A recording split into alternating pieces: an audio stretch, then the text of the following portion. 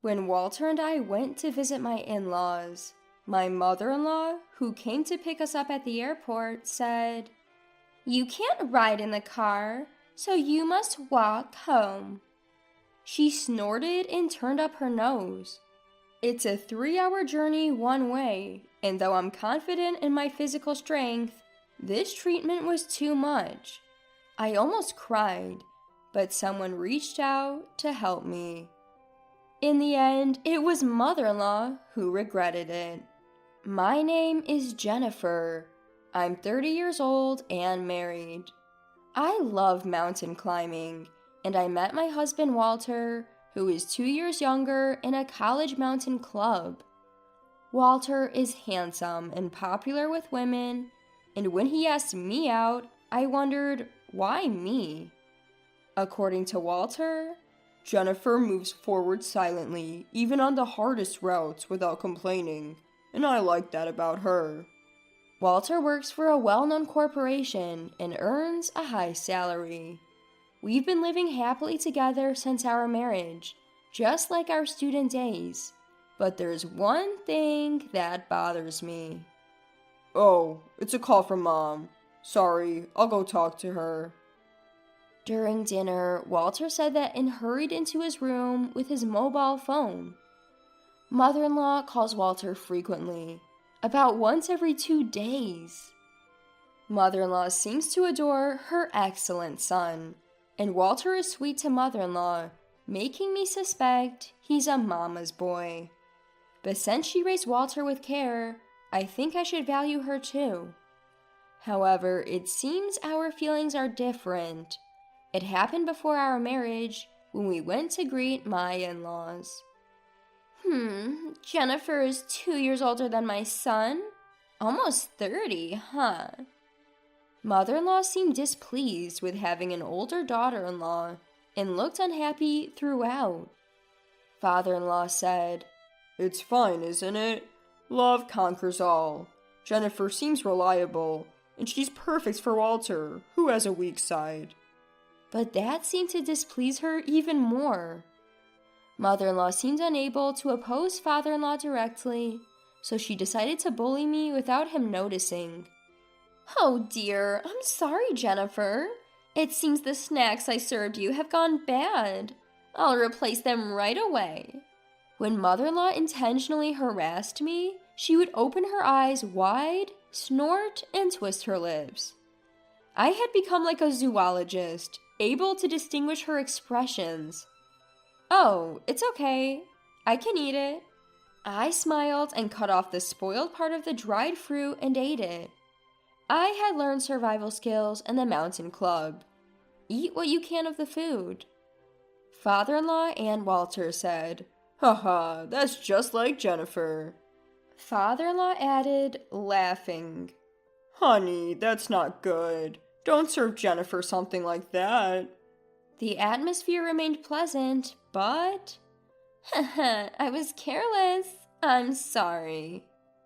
While laughing, I didn't miss her brief, sharp look and a click of her tongue.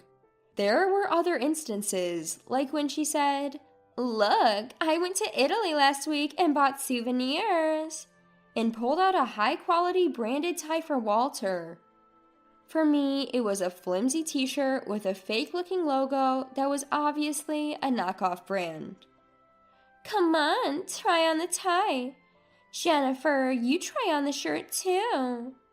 At that moment, mother-in-law's face showed that familiar expression, and I realized it was another harassment. No? I can't wear a tie with casual clothes." I'm not up for it right now either. I forced a smile to keep the atmosphere light, but inside I was fed up. Afterward, I only used that t-shirt for things like weeding in the summer or as a joke to show my friends in photos. I really hate even looking at it. These harassments were subtle enough that only I would recognize them as such. And when I told Walter, he would just say, "Mom's a bit quirky, so forgive her." However, the malice I felt little by little gradually wore me down. The town where we live is about an hour's drive from my in-laws, and the fact that we could easily visit them if we wanted to was also a source of gloom. Then one day, "Jennifer, I'm sorry for the sudden news, but I've been transferred. It starts next month, so please prepare." Walter's sudden transfer was decided.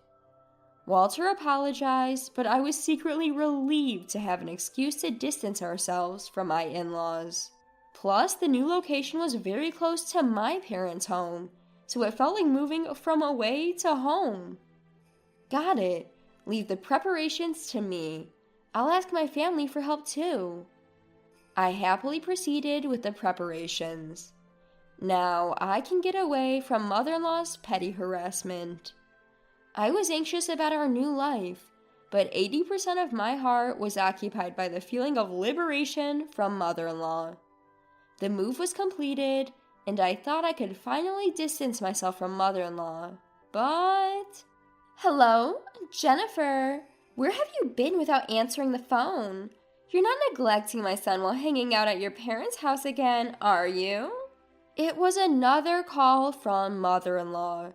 I wanted to sigh heavily, but held back and replied, "I'm sorry I couldn't answer the phone earlier. I was in line at the checkout. Walter might be tired in this unfamiliar environment, so I want to support him with nutritious meals." Mother-in-law's calls started coming every 2 days. Although we saw each other less, we talked more. Most of the time, it was my mother-in-law unilaterally making snide remarks. "My son is sensitive, but I wonder if someone as thick-skinned as Jennifer can understand him. My son's high school girlfriend was a delicate and fragile girl, but his taste has changed quite a bit, hasn't it?" And so on, saying only things that would make me uncomfortable. Does mother-in-law have no other outlet for her stress? I felt like I had become a trash can labeled stress outlet. What hurt the most were the snide comments about children. "Jennifer, you're already 30, aren't you? What do you think about children? I wonder if you, being older than my son, can have a normal child." I was shocked that someone would say such a thing in this day and age, but since it was something I had been concerned about recently, tears flowed after I hung up the phone. What does mother-in-law think of me? Does she think I won't be hurt by whatever she says? After that, the calls kept coming frequently, but when I responded only with safe answers to avoid making waves, perhaps she found it boring and not worth bullying, so the number of calls gradually decreased. I was truly relieved from the bottom of my heart. Then, on New Year's Day the following year, my husband and I headed to my in-laws' house. They were going to pick us up from the airport.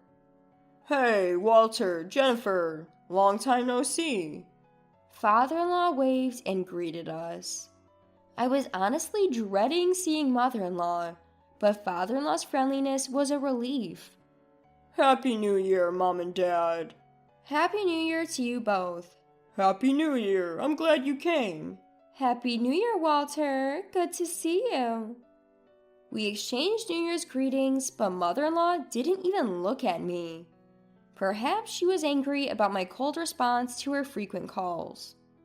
It was an awkward relationship. I was thinking about how to get through this situation. "You must be tired from the journey. Shall we take a break at the airport cafe?" Father-in-law cheerfully suggested, seemingly unaware of the tense atmosphere between mother-in-law and me. "Oh, that's a good idea. Wasn't there a cafe on the second floor?" Walter responded cheerfully, and we moved to a cafe inside the airport. "Should I drive back?" "No, I'm still an active driver." While the men were chatting away, mother-in-law and I were silent. "Excuse me, I'm going to the restroom." After ordering, I said that and got up from my seat. "Oh, maybe I'll go too," mother-in-law said, standing up to follow me. I had a bad feeling about this.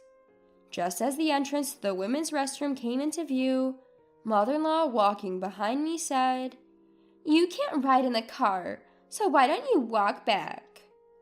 Not understanding what she meant, I turned to look at mother-in-law, and there was that expression again. We're going back as a family of 3. You're a stranger, aren't you? I couldn't believe my ears. Walk back? From here to my in-laws' house? How far could that be? And calling her son's wife a stranger? While I was frozen in shock, mother-in-law continued to throw words at me. I was kind enough to call you frequently, but unlike Walter, you only respond coldly. Living near your parents' house has gotten to your head. I don't want to think of you as my daughter-in-law. You're a stranger. A stranger. Mother-in-law's voice was getting louder. I was shocked, but I didn't want to argue in public, so I answered in a small voice, yes, I understand. I didn't feel like going back to where Walter and father-in-law were, so I headed to the airport exit, plodding along. Even though she told me to walk back, this was an airport. There must be taxis and buses. I could go as far as I could and walk from there. But more than that, what face should I make when I safely arrive at my in-laws' house by walking? How should I spend the few days of my stay? That weighed more heavily on my mind. For now, I searched on my mobile phone for transportation to my in-laws' house. There was a bus leaving in just 10 minutes, but that bus wouldn't go near my in-laws' house, so from there, it seemed I would have to walk. It might take about 3 hours in total. 3 hours. I can walk that. With my legs trained in mountain climbing, it's not impossible. But there's a difference between walking for mountain climbing and walking because I'm not allowed in the car due to harassment. Tears welled up in my eyes. Was it my fault? If I had been pleasant on the phone even after being told such things, would this have happened? As I was walking along, lost in thought, I was suddenly tapped on the shoulder from behind. Jennifer, why are you walking here? The voice was father-in-law's. Didn't my wife say something to you at the entrance to the restroom? I was going to the restroom too, and I saw you and my wife talking, and then you started to go somewhere, so I followed you. Looking at father-in-law's kind face, the tears that had been welling up in my eyes overflowed and ran down my cheeks. Jennifer, what on earth happened? I decided to tell father-in-law the truth. Actually, I told father-in-law exactly what mother-in-law had said, and he became angrier than I had ever seen him. How dare she say that to my son's wife? Then he said something I never expected. I'll walk with you, Jennifer. With that, father-in-law stood in front of me and started walking. Father-in-law? Don't worry, I enjoy mountain climbing, and I used to climb a lot with Walter when he was little. A 3-hour one-way walk is nothing. Indeed, father-in-law's stride was firm, not what you'd expect from a 62-year-old. Come on, let's go. We didn't tell Walter we were leaving. Is that okay? I finally remembered that. In my shock at mother-in-law's words, I had just left. Walter will be fine. She'll probably talk him into waiting. I'll contact him. With that, father-in-law took out his mobile phone. It seemed he was texting mother-in-law. He told her he was walking back with me and that the car keys were in his bag. As we waited for the bus, father-in-law's mobile phone rang. Father-in-law answered, his voice filled with restrained anger. It must have been mother-in-law on the other end. I heard what you said to Jennifer. If you're going to say that, I won't ride in the car either. I could hear mother-in-law's panicked voice shouting from the other end. That's not it. She said she wanted to walk for exercise. How brazen. I was more dumbfounded than angry. We'll talk when we get home. Father-in-law hung up and shoved his mobile phone into his pocket. Perhaps because father-in-law's mobile phone was unreachable, mine started ringing next. It's definitely mother-in-law. Father-in-law and I looked at each other. What does she want now? To tell us to ride in the car? I'm definitely not answering. I decided to ignore it too.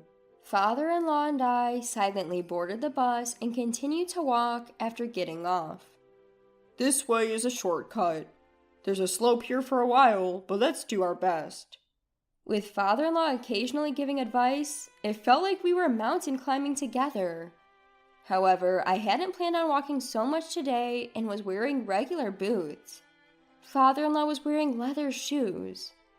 This will surely hurt our feet. During the journey, I hardly spoke, but I did ask once, Father-in-law, are your feet okay? Won't walking for a long time in those shoes hurt your feet? Father-in-law glanced at my feet and squinted. I guess we're in the same boat. Making a woman walk such a long distance in those shoes. I can't believe her. Father-in-law sighed. We both thought of calling a taxi, but neither of us mentioned it, intending to spite mother-in-law. But Jennifer, you're strong. Walking such a long distance without complaining? Walter must have been attracted to that quality in you. Hearing that, I felt a little happy. Afterward, we continued to walk, buying drinks from vending machines in a grocery store to stay hydrated. About 3 hours later, as the sun began to set, we finally arrived at my in-laws' house. Their car was parked in front of the house. Mother-in-law and Walter must be home. We're back. As father-in-law opened the front door, Walter rushed over. Dad, Jennifer, I was worried. What happened? Why did you suddenly decide to walk back for exercise? Did you hear that from Mom? That's not it. Mom told Jennifer to walk back. Father-in-law said, looking understandably tired, as he sat down on a chair near the entrance. Mother-in-law, who had come out of the living room, was pale and gaping. No, that's not it. That's not it. It seems there was a misunderstanding. What was the misunderstanding? I couldn't keep quiet any longer. You said, since you can't ride in the car, why don't you walk back? Didn't you? This was the plain truth. I hate lying. Thanks to that, I was reminded of my mountain climbing club days. A 3-hour one-way walk was good exercise. Walter looks back at mother-in-law. He knows well that I'm not the type to lie. The eyes of father-in-law, Walter, and I were all on mother-in-law. What? You believe this woman over me? We three are family. This woman is a stranger, right? You believe a stranger over your family? Mother-in-law screamed. So, I was not allowed in the car because I'm a stranger, I said quietly. Mom, I can't believe you would say something like that. Jennifer is an important part of my family. I wanted you to feel the same way. Walter said, clenching his fist. His hand was trembling with anger. If you're going to treat Jennifer like this, I'm done with you, Mom. I won't answer your calls anymore. Don't contact Jennifer either. Walter took my hand and said, Let's go. Walter, wait. Walter slammed the door and, without looking back, took my hand and started walking. A year later. Hey, Jennifer, Walter, over here. You can see the view really well. Walter, father-in-law, and I were mountain climbing together. Walter received a transfer order 6 months later, and we moved back to our previous home. After the incident at the New Year celebration, father-in-law decided to divorce and moved alone near our house. Climbing together on weekends had become a regular thing. Shall we have lunch here? At the summit, we eagerly began preparing our meal. While working, father-in-law started talking. Mom went on a spending spree after the divorce. Even though the property division was done properly, it seems she's already in financial trouble. She might have been lonely. The divorce was tough, with all the crying and screaming. Putting some distance between us now is probably best for both of us. That's how it felt. She should expand her world too. Otherwise, she's the type to take out her stress on those close to her. I listened silently to their conversation. I'll cherish my own world, so I don't have to take out my stress on others. Looking at the view from the mountain with my precious family, I made that resolution in my heart.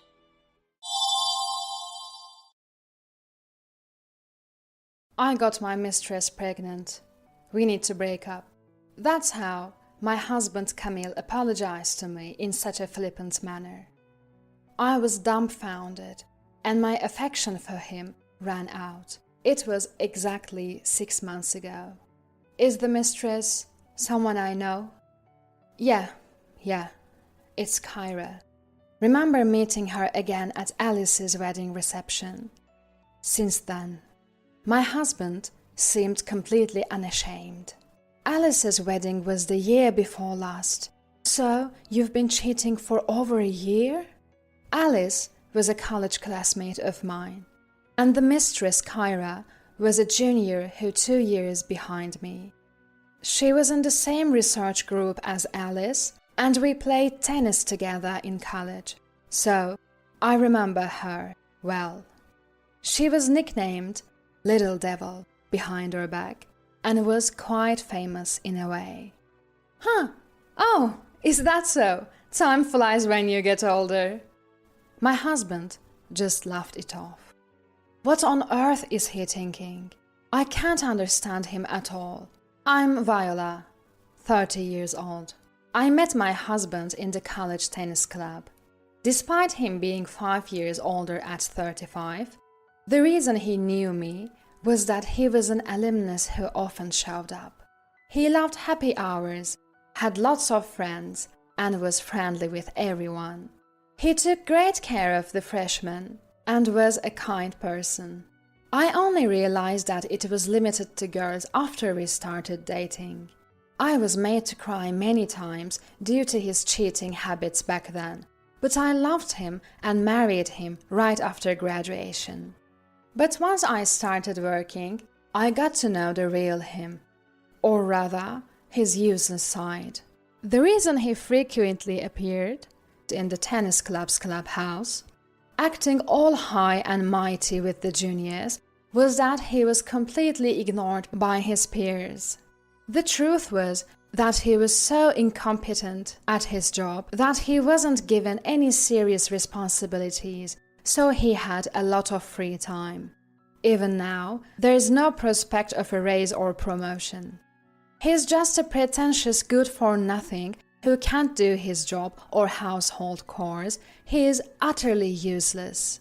I tried various things to change my husband after we got married, but his refusal to change made me give up. The reason I hadn't divorced him was not just that work was busy and it was a hassle, but also because his parents were good people, a reason that had nothing to do with my husband himself. So, look, we need to split up quickly because of the baby coming. You can have this apartment, and I'll leave. That's the end of it, okay? I was taken aback with his careless words, and my husband with a sly grin. What? No way. Let's part ways cleanly. This is not a good opportunity. As I neared my 40s, I started wanting a child. I had graduated college and started working as a full-time employee. I was earning more than my husband, and my company had great parental and maternity leave benefits. I was ready for a baby, but it wasn't happening, and it was heartbreaking.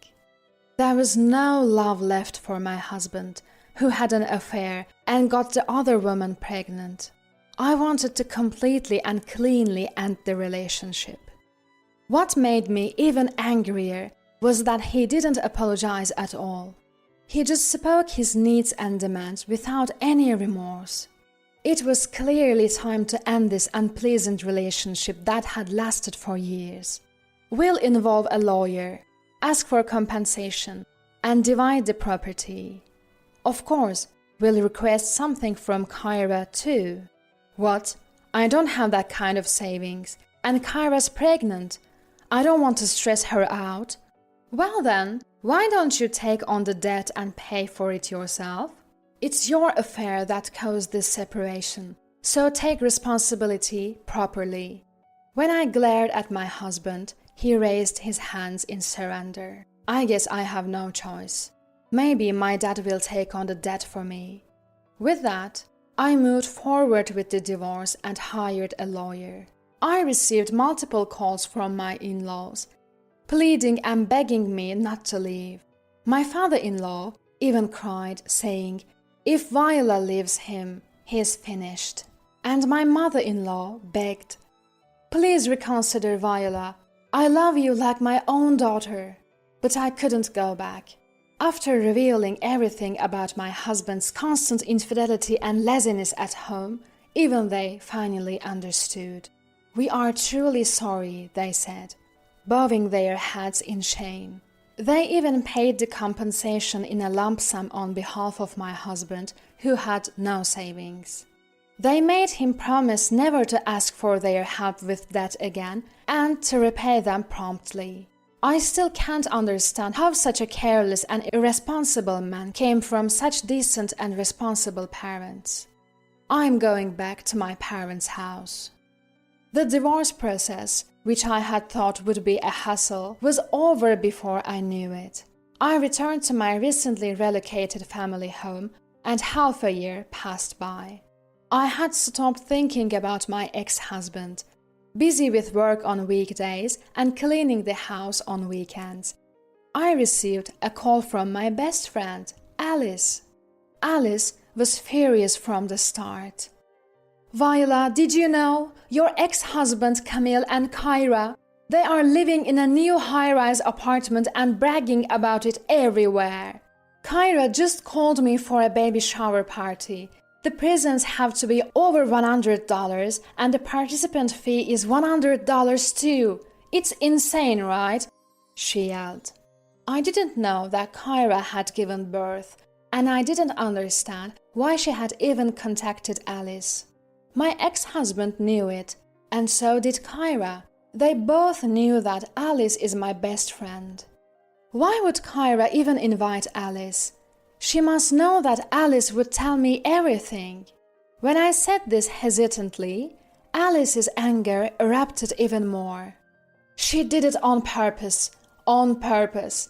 That horrible woman said, "I'm so happy now, thanks to Viola breaking up with Camille." Can you believe she would tell me that? She's the worst kind of person. I want to put her in her place somehow. Little devil from our student days has finally grown into a demon, hasn't she? In college, Kyra was a bad woman, meddling with the men of happy couples. Even if couples fought because of her, she kept a calm face. If they break up just because another girl shows interest, it's not true love, right? They'll break up eventually anyway. So, what's the big deal? She would say, stretching her words in a saccharine voice, smirking. I pitied her, thinking she had never truly loved anyone, but I wasn't naive enough to get involved with her. I decided to keep my distance. For now, I didn't care about Kyra. There was something else I couldn't ignore. Alice, speaking of which, there's only one newly built high-rise apartment building, right? Did you hear when they moved in, or anything? I've never met them. Alice quickly answered. Apparently, it was very recently. They were bragging about getting in luckily because a spot opened up. It seemed someone who bought a new high-rise apartment had to relocate for work and had put it back on the market without moving in. I see. That makes sense then. Viola, your moving day is this Sunday, right? The baby shower party is on Saturday. So, you only have to be careful for one day. There are plenty of elevators, and the entrances might be even different. You're right, we haven't met so far, so it should be fine. Alice and I laughed together, but an unexpected situation still occurred. On Saturday, I ran into my ex-husband and Kyra in the first-floor elevator hall. My ex and Kyra were getting off the elevator, and I was waiting for it. Our eyes met perfectly, and there was no escape. "Hey, Viola, what are you doing here?" My ex-husband was the first to speak. Then Kyra chimed in. "Viola, are you here to celebrate with us? You wanted to see our adorable baby, didn't you?" Her voice was bright and sweet, her face smiling, but her eyes weren't laughing at all. "What? Seriously? You came to participate without an invitation? To observe?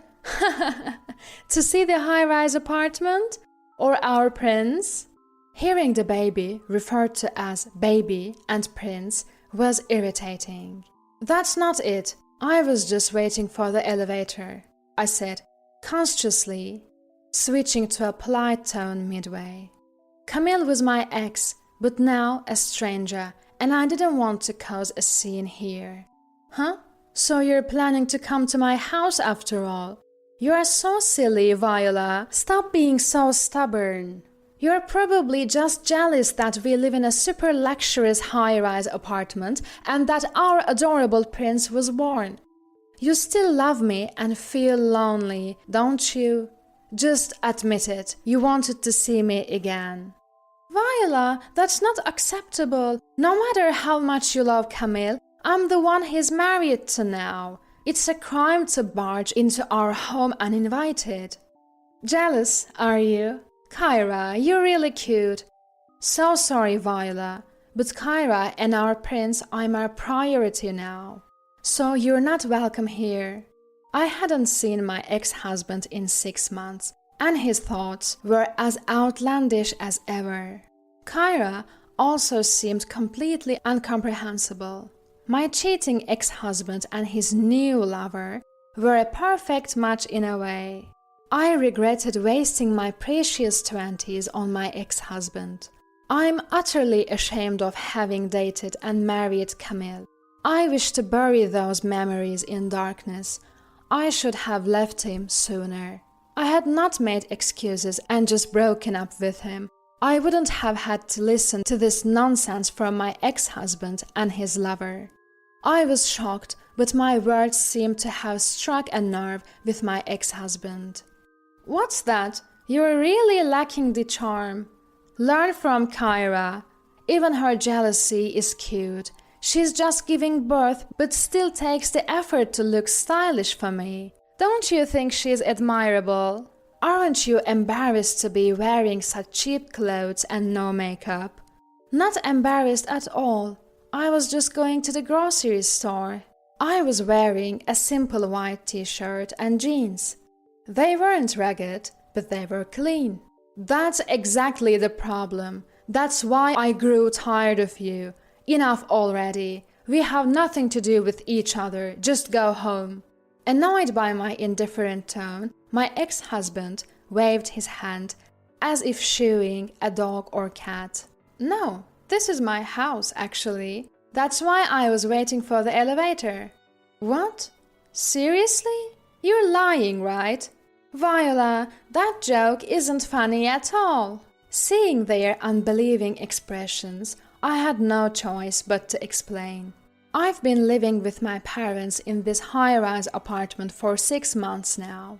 My father was approached by the salespeople when there was talk of selling the land he owns here. They told him that living in a high-rise would be more convenient than a single-family home, especially as he's getting older. But it's not like the entire grounds of the high-rise was our land. It was just a part of it.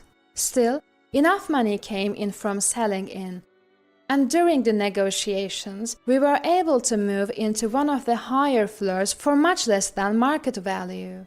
"What? You are landowners with that much money?" "If I'd known, I wouldn't have broken up with you. Give me back the compensation money. There was no need for a property settlement, was there? That's a separate matter. The compensation was a result of your affair, and the property settlement was a settlement between us as a married couple." I sighed. glancing at Kyra, who was mumbling to herself without saying anything. I caught, "I can't believe Viola is living in a high-rise. I thought I had totally won." Kyra glared at me and said, "But Viola, you don't have a baby or a loving darling, do you? I haven't lost yet." "Look, I was never competing with you, Kyra. I'm actually thankful to you for giving me the opportunity to break up with Camille. Oh, and I'm moving out of my house tomorrow, so I don't think we'll see each other again." "What? Why? You've just moved into a high-rise." Both were surprised, but I shrugged. Maybe it's a matter of different values. It just wasn't a good fit for my family. I found living in a high-rise wasn't suitable for hanging laundry outside. There are no balconies on the higher floors for safety, and only some windows can be opened. It wasn't suitable for my mother and me, who want to dry our laundry and bedding in the natural sunlight and wind without using a dryer. Plus, the sunlight was intense, and it was too hot even with the air conditioning on. It shakes quite a bit even with a magnitude 3 earthquake. Apparently, the building is designed to sway to prevent collapse, and the higher floors shake more. It was terrifying. Most stressful of all was the daily elevator ride. It gets pretty crowded during the morning commute, and it takes time since it stops on each floor. The advertised 3 minutes walk from the station ends in the elevator. We were too bothered by the drawbacks unique to high-rise living, so we decided to live in a regular house with a garden after all. Luckily, our apartment sold quickly at almost the same price we bought it for. As I briefly explained, both my ex-husband and Kyra grinned. "Oh, so we'll never see each other again. So, a high-rise wasn't suitable for commoners like you. It's more suited for an elite celebrity family like mine." I couldn't understand how he came to that conclusion, but one thing became clear. What I grew to hate and gave up on was that part of you. Pretentious, but with no real ability to back it up. Unwilling to change or make an effort. I became utterly fed up with you. But it's okay now. You're unfixable. So, goodbye. I repeated my ex-husband's words, giving them right back to him. Stepping into the just arrived elevator, I glanced at Kyra, who's glaring at my astonished ex-husband and me. Right before the doors close, I add one final remark. "By the way, are you sure the child is really yours?" "What do you mean?" My ex-husband looks at me, utterly confused. "I mean exactly what I said." "Right, Kyra? You know what I mean, don't you?" The doors closed then, so I don't know what happened next. In reality, when we were struggling to have a child, I underwent tests at the gynecologist's, and the results showed no problem on my end. So I started to wonder if the problem was with my husband, but he refused to get tested. That's why I left that insinuating comment. After that, I heard a story from a mutual friend who went to Kyra's baby shower. Despite bragging about living in a high-rise apartment, my ex-husband had been living on the 3rd floor. Plus, despite demanding expensive gifts and participant fees, the only food served were cheap snacks from the grocery store. When a friend softly complained, Kyra reportedly exploded, saying, "You should be grateful to see my baby up close and pay the money, of course." The atmosphere quickly became tense, and even though my ex-husband tried to mediate, things escalated into a massive fight between him and Kyra, resulting in a total mess. All thanks in part to my earlier cryptic remark. It seems my ex-husband and Kyra had moved into a high-rise, but life was tough, and they were trying to swindle money from their friends by fabricating reasons. Apparently, my ex-husband let it slip and their friends were furious and left. As for me, I successfully moved into a single-family house with a garden and started living with my family. Recently, I began keeping an adorable kitten. Our former high-rise had been found to have significant defects and illegal construction methods, and it's been in the news every day. Now, even if they want to sell, they can't. We talked as a family and concluded that maybe we were surprisingly lucky. I'm very happy now. My ties with my husband are severed, and I've achieved peaceful days. On a day off in the afternoon, as I fold the completely dry laundry, my kitten sometimes falls asleep on the clothes.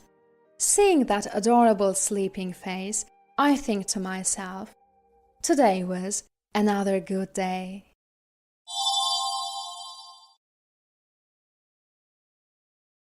Why didn't you come to Mom's funeral, sis? What? I never thought you were such a terrible person. I was at a loss when my younger brother suddenly said this to me over the phone. But there was no sign of lying in his sobbing voice. James, Mom passed away 5 years ago, you know? My name is Jessica, a 30-year-old office worker. I'm dating a man named Robert, and we've just started seeing each other. He's serious about marrying me and wants to meet my parents soon. But I feel guilty about that. That's because my parents divorced a long time ago, and both of them have already passed away. My father and mother reached an irreparable state due to misunderstandings, and they ended up divorcing. At that time, I was 16. And after the divorce, I was taken in by my father. Even after the divorce, my father cared for me very much and allowed me to do anything I wanted. Thanks to him, I was able to continue learning the piano, which I had been doing since I was young and even attended cram school. In return, I did my best with the household chores, as long as it didn't interfere with my studies.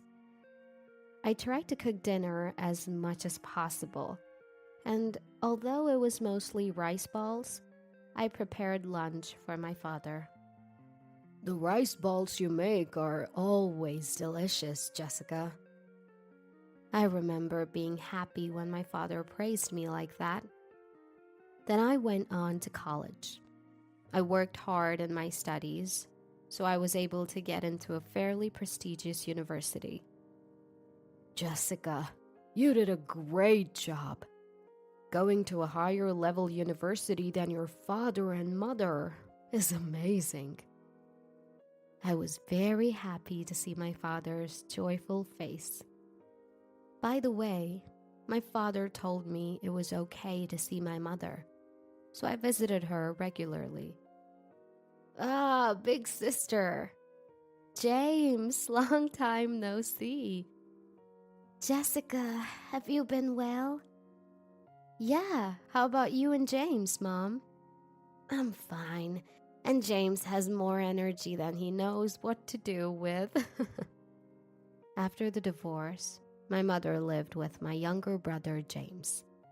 James is 7 years younger than me, and he was 11 when I decided to go to college. My elementary school-aged brother still had an innocent look, and he always looked very happy to see me. I was sad not to live with my brother, but I was happy to see him healthy and well when we met regularly. Jessica, you got into college? And it's a pretty tough one, isn't it? That's amazing. Sis, you're awesome. Thank you both. Let's go out for steak to celebrate today. Really? Yay! Wow, steak! Even though my parents were divorced, I had a good relationship with my mother and brother, and I always felt happy when I saw them. But after I started college, my mother remarried another man. Since then, it became difficult to see my brother.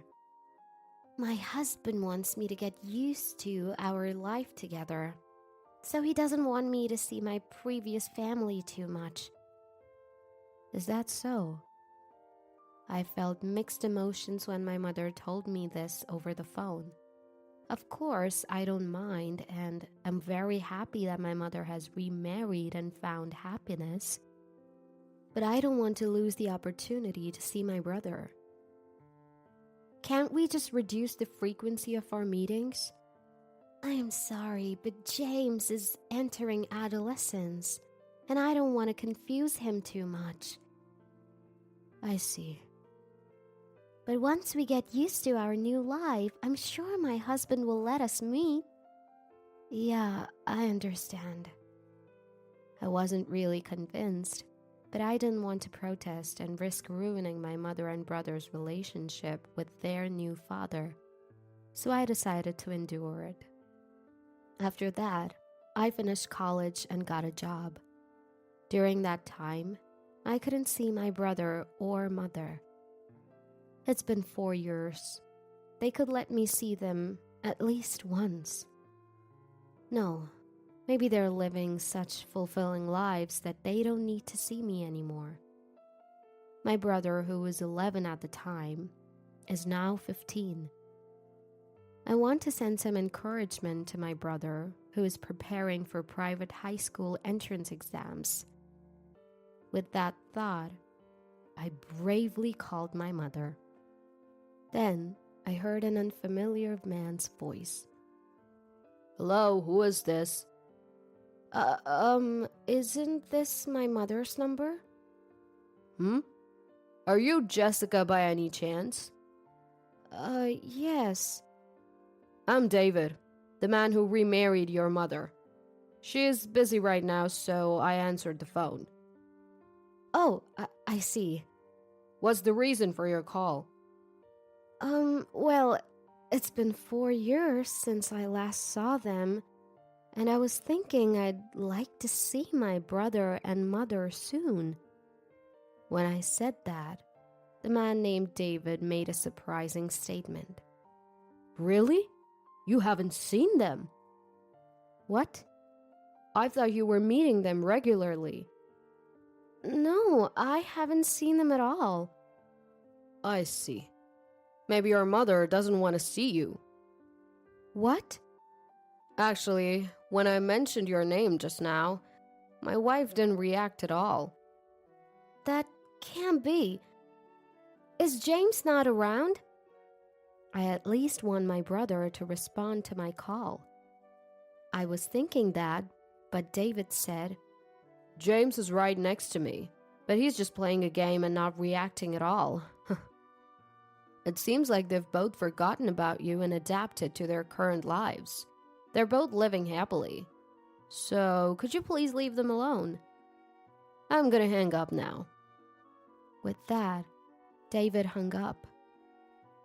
I was so shocked that I couldn't move for a while after the call ended. I didn't want to believe that my brother and mother had forgotten about me and were living their lives. When I consulted my father, he said, That's strange. Those two love you, Jessica. And called my mother. But she told him, Please don't call again. And in the end, we couldn't meet or talk to my mother and brother. After that, I became busier with work and couldn't see my brother and mother, and time passed with them still in the back of my mind. Then, about 3 years after that phone call, I received sad news. What? Mom! It was a notification that my mother had died in a traffic accident. I rushed to the hospital. In the room where the hospital staff guided me, I saw my mother's lifeless body. Her face looked as if she was just sleeping, with her eyes closed and a gentle expression. "No, Mom!" I hadn't seen my mother in 7 years. I never thought I would meet her again like this. "Sis?" "James!" As I was mourning my mother's death, my brother came into the room. My brother, whom I hadn't seen in 7 years, had grown up completely. "It's been a long time." "Why didn't you come to see us?" "What? Did you start hating me and Mom?" "Wait a minute. It was your stepfather, David, who told me not to see you." "Dad? Dad would never say something like that." "What?" "Dad's an amazing person, and I look up to him. So he wouldn't say something like not meeting with you, sis." "What?" My brother seemed to trust our stepfather, David, quite a bit. They must have formed a strong bond over these 7 years. Then, a man who appeared to be David arrived. "Hi. It's our first time meeting in person, isn't it?" "Hello."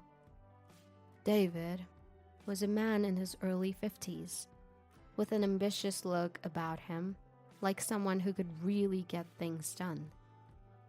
I've seen various company employees in my work, and somehow he gave me the impression of being a bit cunning.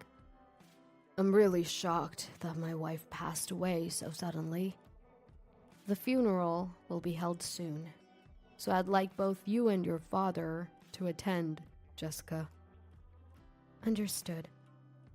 There were many things on my mind, but the priority was my mother's funeral. My father and I attended my mother's funeral together and saw her off. The funeral went without incident, but there was a dispute over the inheritance. "Jessica hasn't seen my wife in 7 years. So, could you please give up the inheritance?" "What? Wait a minute. Wasn't it David who didn't let me see her?" As I said that, my brother interrupted. "Sis, are you still saying that? How many times do I have to explain that Dad would never do that?" "James, believe me, your stepfather told me not to see you and Mom anymore. He told me to leave you alone. No matter how desperately I pleaded, my brother wouldn't believe me." "Oh dear, it seems I've become the villain here." "Dad's not wrong. Sis is just saying weird things." "James." "Sis, I don't really understand inheritance, but will you give it up?" "What? I should at least receive the minimum inheritance, right?" "What would Mom think if she saw you being so greedy about money?" David treated me as if I were money grubbing. Then my father stepped in. "Wait a minute. My daughter is only claiming her rightful share. Stop making such accusations." Thanks to my father's words, David closed his mouth. "No matter what you say, I'll make sure my daughter gets at least the minimum inheritance." "What's this? Are you and Sis conspiring to make things difficult for us?" "That's not the case. This is just a claim of rights." The discussion was difficult, and in the end, I was able to receive only the minimum inheritance, but a rift formed between my brother and me. It was because I had become antagonistic with David, my brother's trusted stepfather. I had finally seen my brother after so long, only to be disliked by him. Losing my mother was sad enough, and this made it even harder mentally. And then, more misfortune struck me.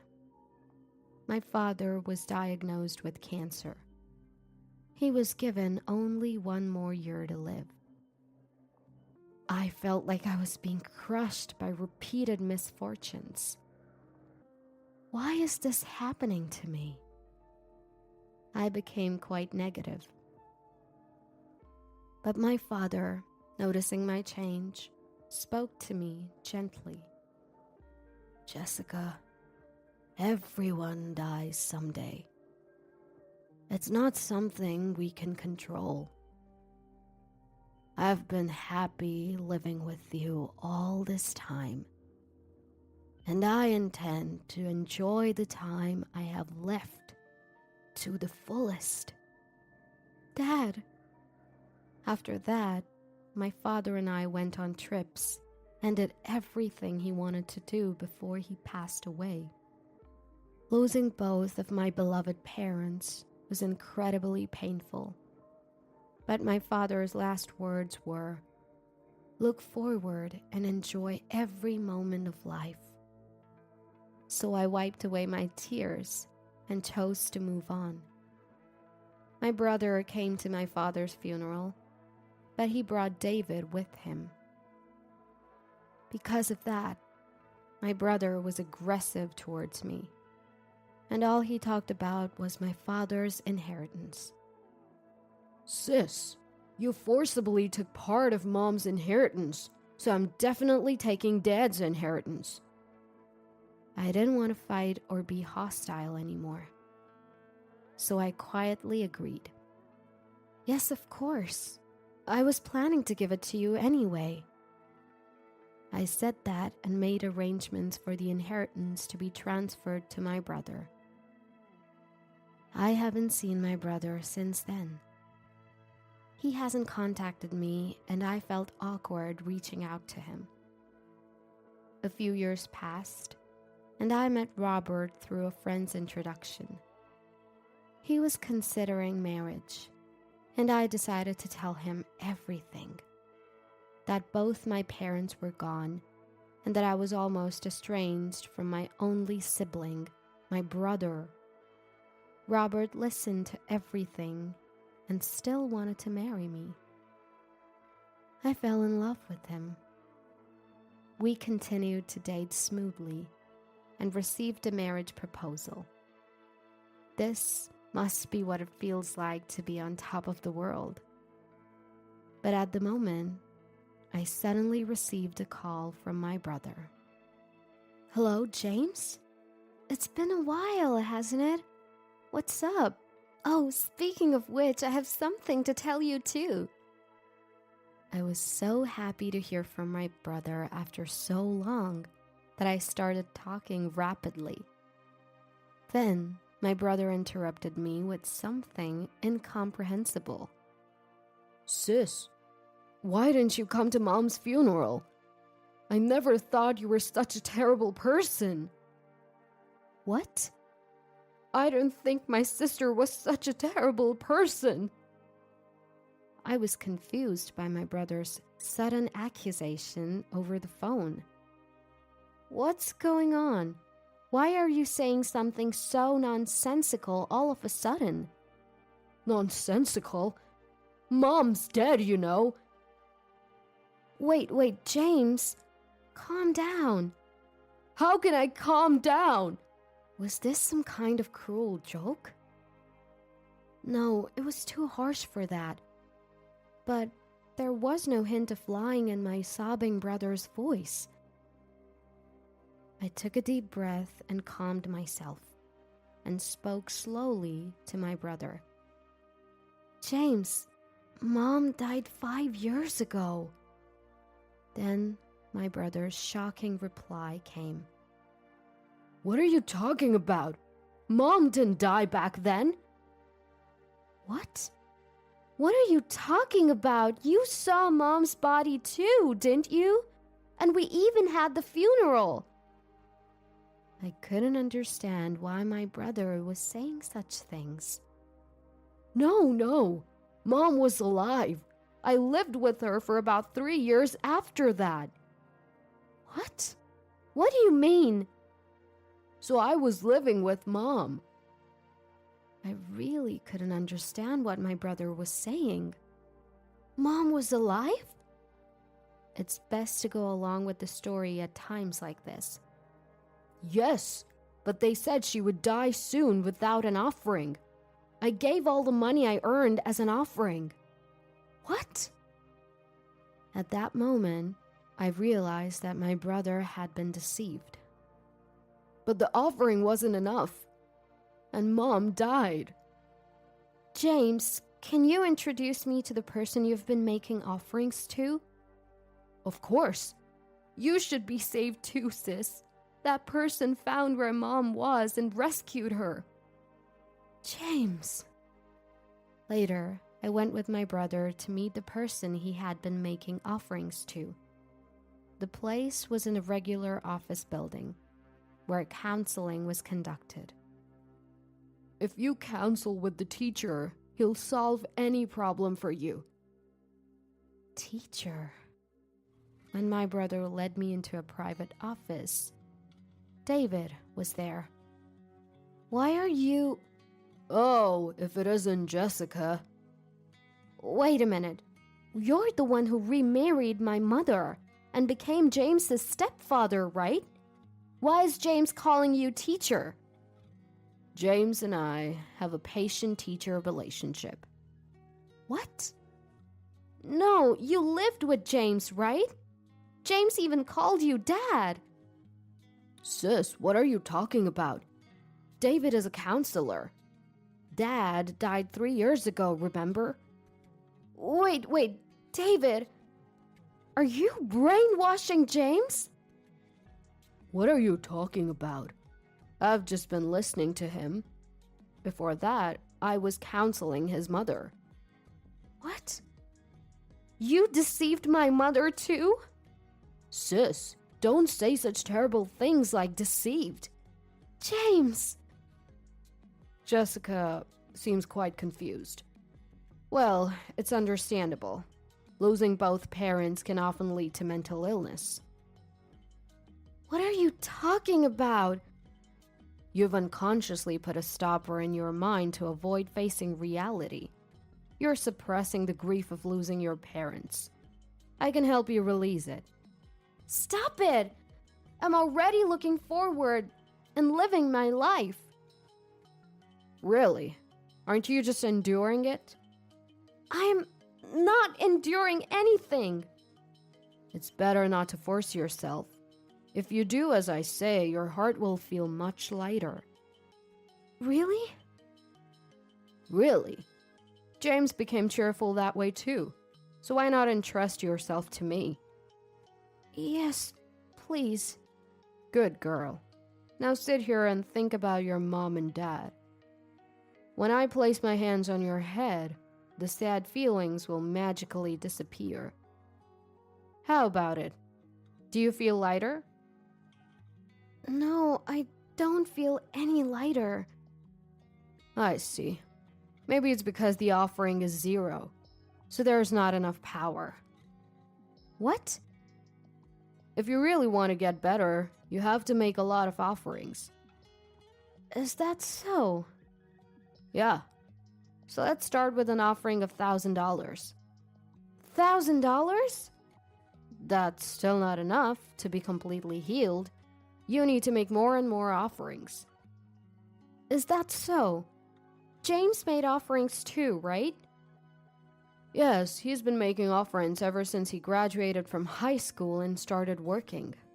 That's how he was able to find his mother and regain happy days. But the offerings stopped at one point, and his mother really died this time. So he's reflecting on that and increasing his offerings to be saved. I see. I called out towards the entrance. That's how it is, Robert.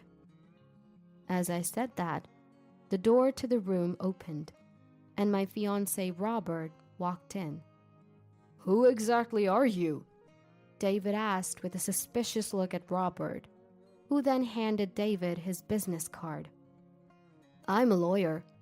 I've been listening to your conversation, and it seems you've been brainwashing James and swindling a large sum of money from him. A lawyer? He's also my fiancé, and we're gonna sue you and recover the money. As I said that, David momentarily looked flustered, but then snorted and retorted. I thought you'd say something like that. James was saved by me. There's no fact that I deceived him. I was just providing legitimate counseling. Right, James? David asked my brother with a triumphant look on his face. My brother glanced at us and then said, I was deceived by you and forced to contribute a large sum of money. James, you... David's eyes widened at my brother's statement. It seems your brother intends to sue you. Wait, this must be some mistake, right? James, I saved you. Are you going to betray me like this? Teacher, I do think that thanks to you, both my mother and I felt relieved many times. But it's also true that you were gradually brainwashing us, right? In fact, I became unable to make sound judgments because of you. You brought a woman who looked like my mother and made me believe that she was actually alive. And then you instilled fear that she would die if I didn't make offerings. Moreover, you disposed of all the photos of my mother and me without my noticing and replaced them with composite photos of a fake mother. The pictures were so sophisticated and natural that I naturally believed the fake mother was my real mother. And before I knew it, almost all of my salary from the years since I graduated from high school and started working was taken by you. When I met my sister and saw the real photos of my mother, the brainwashing suddenly broke. That's when I decided to sue you, capturing evidence of you actually demanding an exorbitant amount of money. You betrayed me! Don't mess with me. You're the one who kept swindling money from me and my mother. You brainwashed us, telling us not to meet my sister and even made us lie that you were our stepfather. My mother died without seeing my sister for years. I'll not only get back the money you took from me, but also the money you took from my mother. You've sucked money from us and enjoyed yourself. Now suffer misfortune. Ah! My brother angrily confronted David with such intensity that David stumbled back in surprise. Then we'll see you in court, Robert said, and we left the scene. After that, James sued David under Robert's legal representation. David was offered to pay back the total amount of $300,000 that he had swindled from my brother and mother. Not only was David offered to pay compensation, but his outrageous fraudulence became known to his previous patients and their families. And he seems to be in serious trouble due to lawsuits and compensation claims from many people. But he had been doing as he pleased for so long that he deserved to be punished. I realized that our relationship had been strained because of the brainwashing, and with everything resolved, the resentment between my brother and me disappeared. My brother also attended my wedding with Robert. I hadn't seen my brother for many years because of David, but now I want to fill that gap by regularly meeting and getting along well with my only sibling.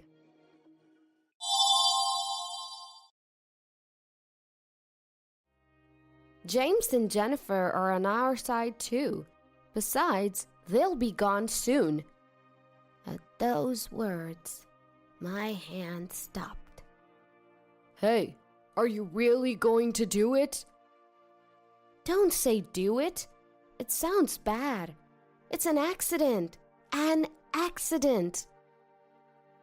My eldest son David and his wife Lisa were talking so seriously that they didn't notice I was there. Jessica, the wife of my second son, spoke to me. "Jennifer, call the police right away." At those words, I hurriedly called the police. I am Jennifer. I turned 71 last month. I have dedicated myself to household chores without working outside, spending 50 years with my husband, James.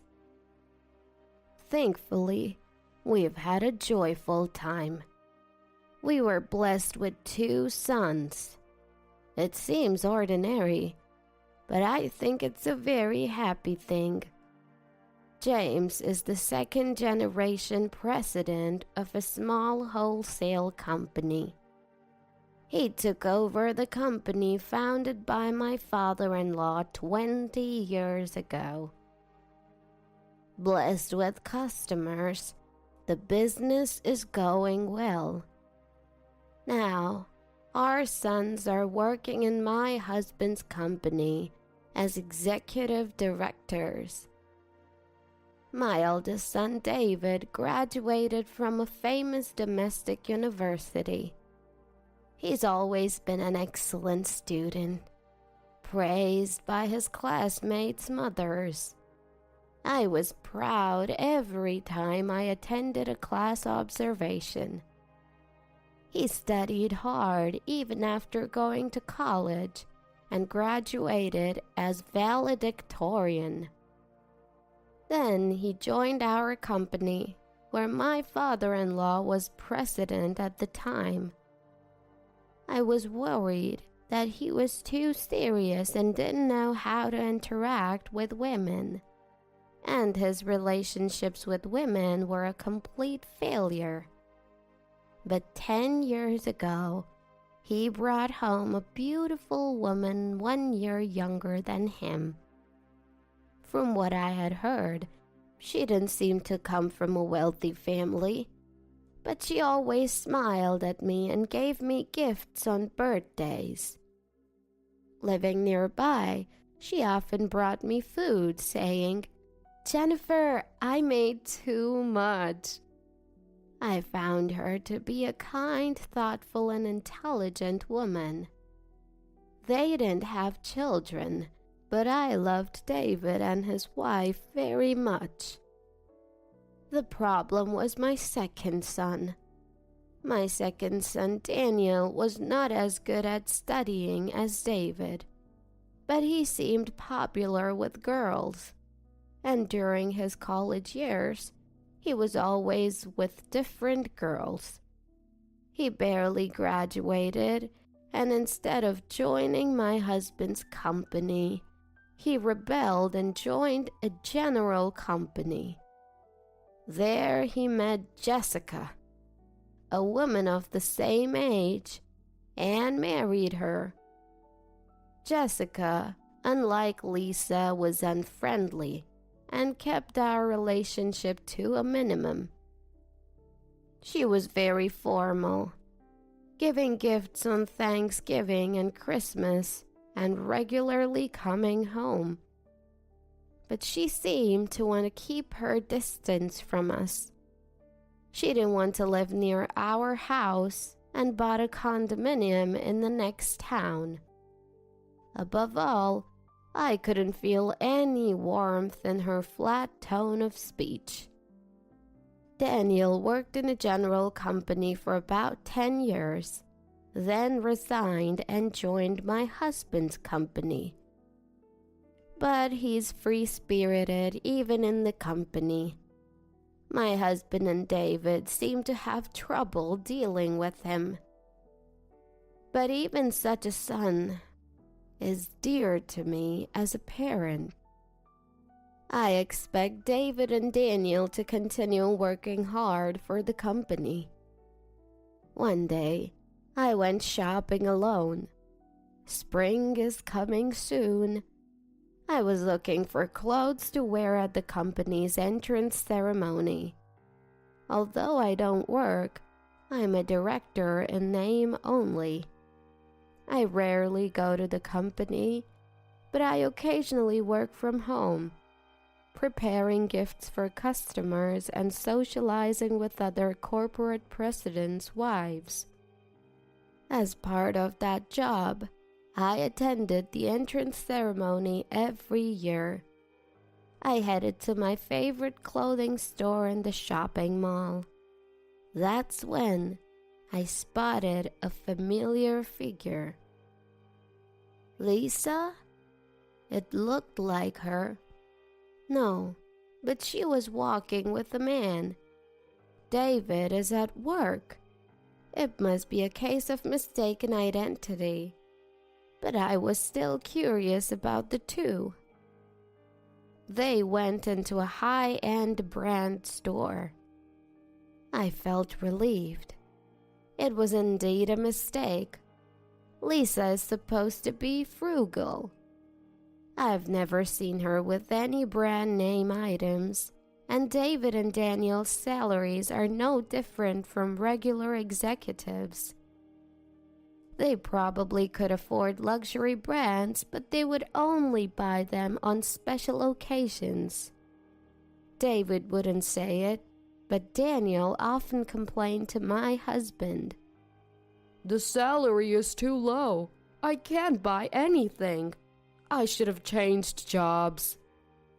Daniel has children, so he probably has even less room for extras than David. Anyway, Lisa, who specializes in housework without working, would never go to such a high-end brand store. I made an unpleasant mistake. I found myself laughing at the thought, and I left the place. Then, my husband's company had its entrance ceremony.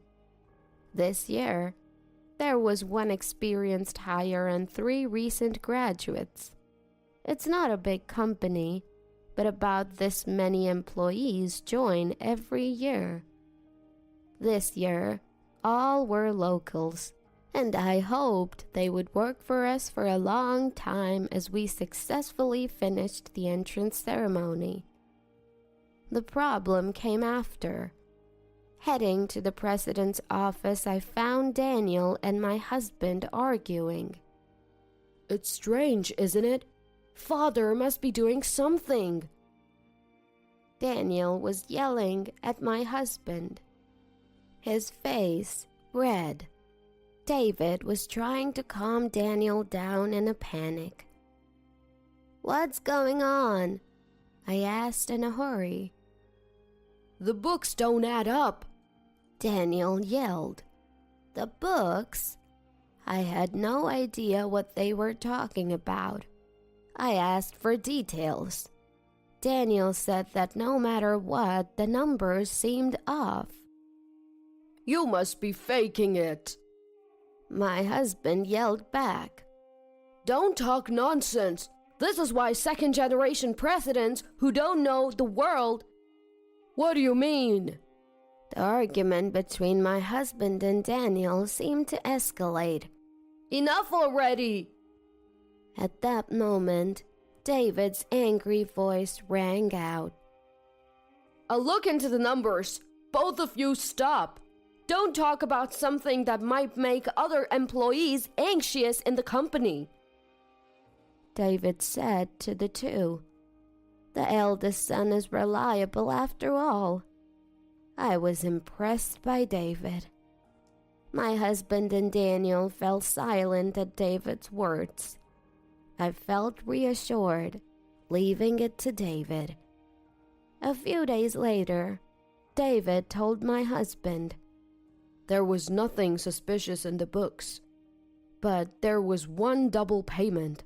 I contacted the other party right away, and they'll shift it to next month.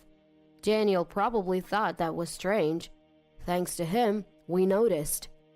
It's a good thing. My husband was impressed by David's words. The intelligence to explain Daniel's misunderstanding like this. Such an excellent son. I sometimes wonder if he's really mine. The business of April and the family quarrel had settled down, and I was dining with my husband, a long-awaited meal with my husband.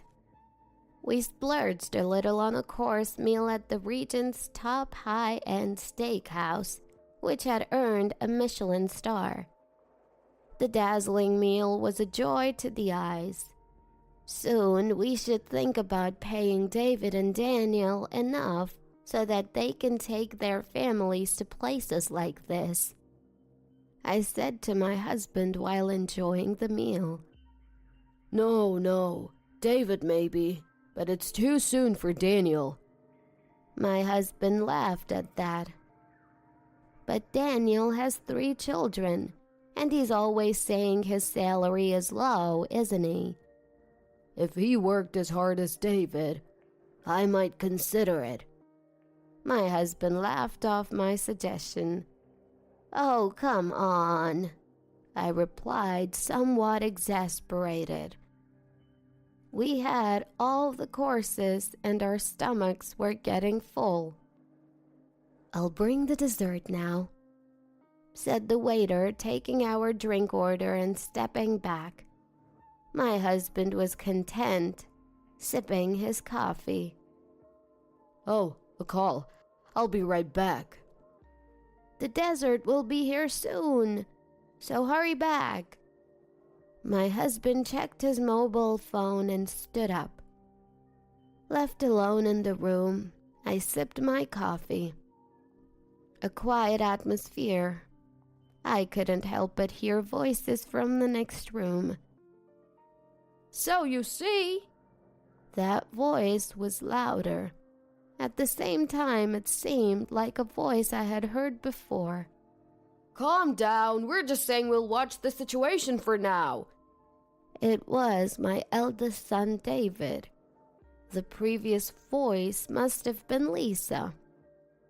Were they here for an anniversary or something? I was delighted to realize that the two were coincidentally in the next room. When my husband returned, we would go say hello. They would be surprised to see us here. I quietly waited for my husband. I didn't intend to eavesdrop, but I could hear the familiar voices of the two quite well. What are you going to do by watching? I don't think Daniel would notice either. No, their voices were quite loud. Fortunately, this room was the second from the back. The voices of David and Lisa, and the farthest room should only reach here.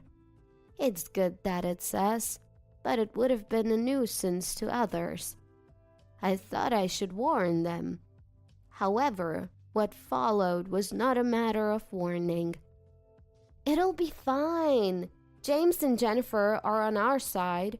Besides, they'll be gone soon anyway. At those words, my hand stopped. Hey, are we really doing this? Don't say doing. It sounds bad.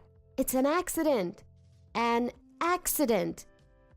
The two were talking so seriously that they didn't realize I was here, or that their voices could be heard in the next room. First of all, the money. You can deceive more, right? Last time I said it was a double payment, and they believed me. But what should I say if Daniel catches on this time? I looked up, frozen. I didn't want to think about it.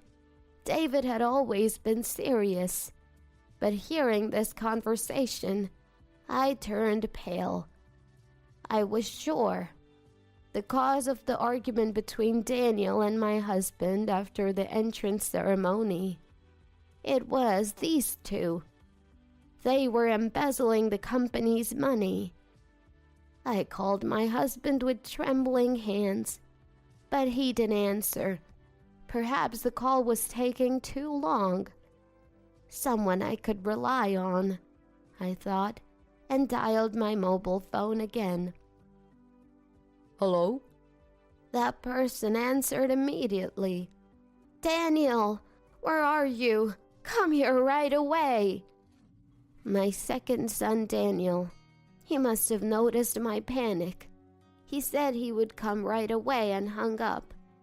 Within 5 minutes, my husband arrived with Daniel and his wife, Jessica. He had met my husband outside, and he must have told him that I had called. Jennifer, what's going on? Daniel said you called him. I silenced my husband's words with a shh and a finger to my lips. The ice cream dessert that had arrived while my husband was on the phone was already starting to melt. I quietly pointed to the next room. The three exchanged glances. They quietly sat down and focused on the voices coming from the next room. While my husband was away, I had been listening to the terrifying conversation next door alone. And even as time passed, the two continued their conversation. Only when the waiter brought food did the conversation pause. And then it started again. I felt sick at being betrayed by David and the content of that betrayal. "Lisa?" Jessica whispered.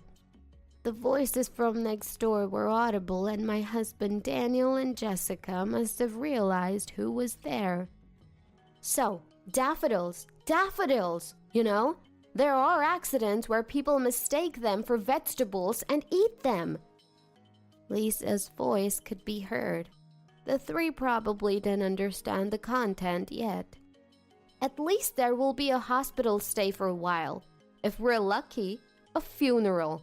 So, make sure the embezzlement doesn't get discovered until then. Daniel let out a small, "What?" So if that is the case, we can wait and see, right? David's voice was also heard. It was the same conversation over and over. "No, we can't stop the money." At Lisa's voice, David said, "If they find out, they won't hand over the company to me." "It's impossible. There's no way they'll find out. Or rather, before they do, right?" The conversation must have seemed serious. Jessica quickly activated the voice recorder on her mobile phone. My husband said nothing. Silent. Daniel was trembling with anger. "Before they find out, daffodils. So that's why they were planted in the garden." "Yes, that's right. I've been bringing in my cooking, and they seem to like it. So even if it tastes a little off, they'll eat it, saying, 'Oh, I messed up.'" I understood the two's plan and their hidden faces. "What should we do? We need to feed them plenty. How much insurance money do you think they have?" Lisa's cheerful voice was followed by loud laughter. "Knowing father, he's got a lot on it. Finally, I'll be the president. It was worth obeying them all this time." David's triumphant voice. Daniel stood up in anger. My husband said nothing to stop him. "No!" It was Jessica who stopped him. "Why?" I said to Jessica. She was heartless. She hadn't been deeply involved with us, so it must have seemed like someone else's business. But Jessica calmly said, "If we confront them here, it will play into their hands. Surely Jennifer and James will be swayed by David and Lisa." My husband and I fell silent. "So what should we do? They're trying to poison father and mother," Daniel said. To that, Jessica replied, "It's okay. We have evidence. So, Jennifer, please call the police right away." "Huh?" I flinched at those words. Wasn't calling the police going too far? This is outright embezzlement, and they're trying to put those two in danger. It's a crime. If we leave it like this, Jennifer and James will be at the mercy of those two.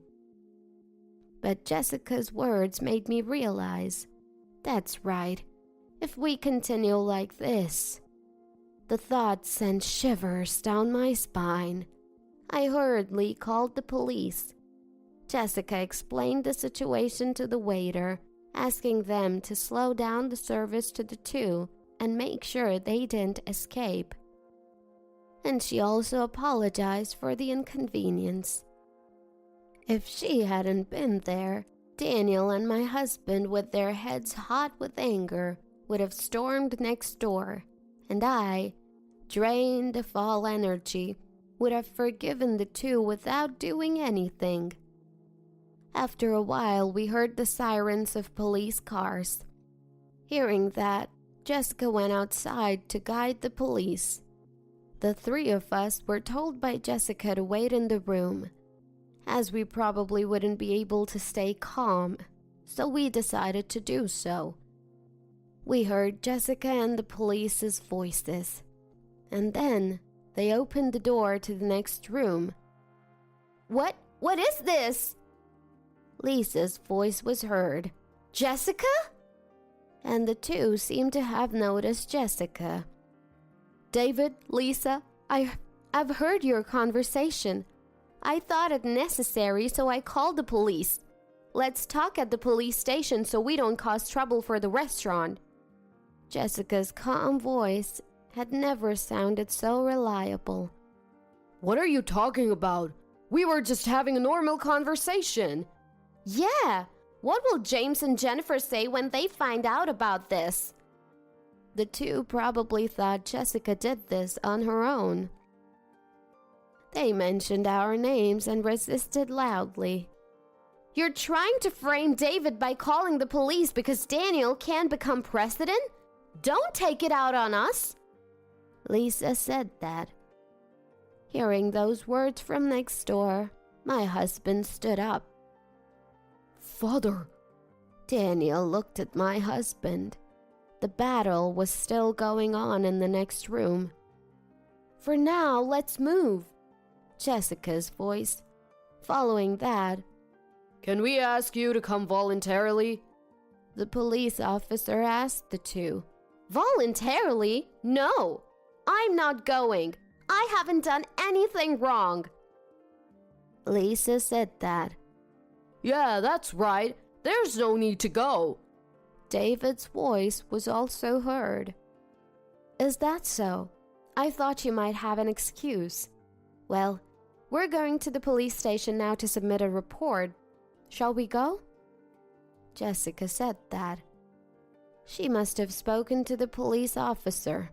The two didn't seem to feel any remorse. We had to go to the police station ourselves, so we stood up. I stumbled a bit. Daniel supported me. Mother, are you okay? Yes. Daniel had become quite reliable, though. He had been through a lot. We left the room. In the hallway were police officers, probably calling out to the next room. David and Lisa must have been in the back. Mother, are you there? David shouted as if he could hear us, probably having just realized we were there. His voice sounded frantic. If you want to make excuses, I think you should come with us. Next, the police will come with an arrest warrant to pick you two up. Jessica calmly said that. The two seemed to have stood up at her words. I had completely forgotten about it in shock, but Jessica had taken care of the bill. And so, David and Lisa were taken to the police station in a police car. We followed them in our car. When we arrived at the police station, David and Lisa, who had arrived earlier, seemed to be appealing to the police, saying things like, "It's a misunderstanding," and It's Jessica's mistake. we could hear them from outside the room. Another officer guided us to a separate room. There, I told everything I had heard earlier about embezzling the company's money and about preparing daffodils to feed us.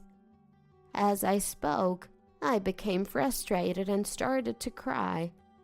The officer was considerate of me. My husband also embraced my shoulder. Regarding the company's loss, please investigate in detail tomorrow and submit a report summarizing the embezzlement and the amount of damage, the officer said. Daniel responded to the officer's words. I can't forgive them for trying to endanger our parents more than anything else, Jessica stated clearly. I was happy that she was so angry for us. The officer said that since they hadn't actually acted, they couldn't be arrested for attempted crimes. However, it seems they could be arrested for a preparatory offense after listening to the conversation between the two that Jessica had recorded.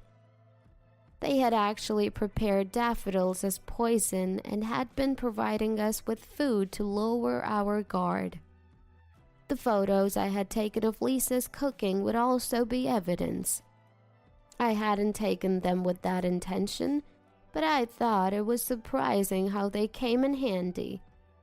As I talked to the officer and listened to Jessica's voice, my sadness turned into bubbling anger. They must be arrested and made to reflect.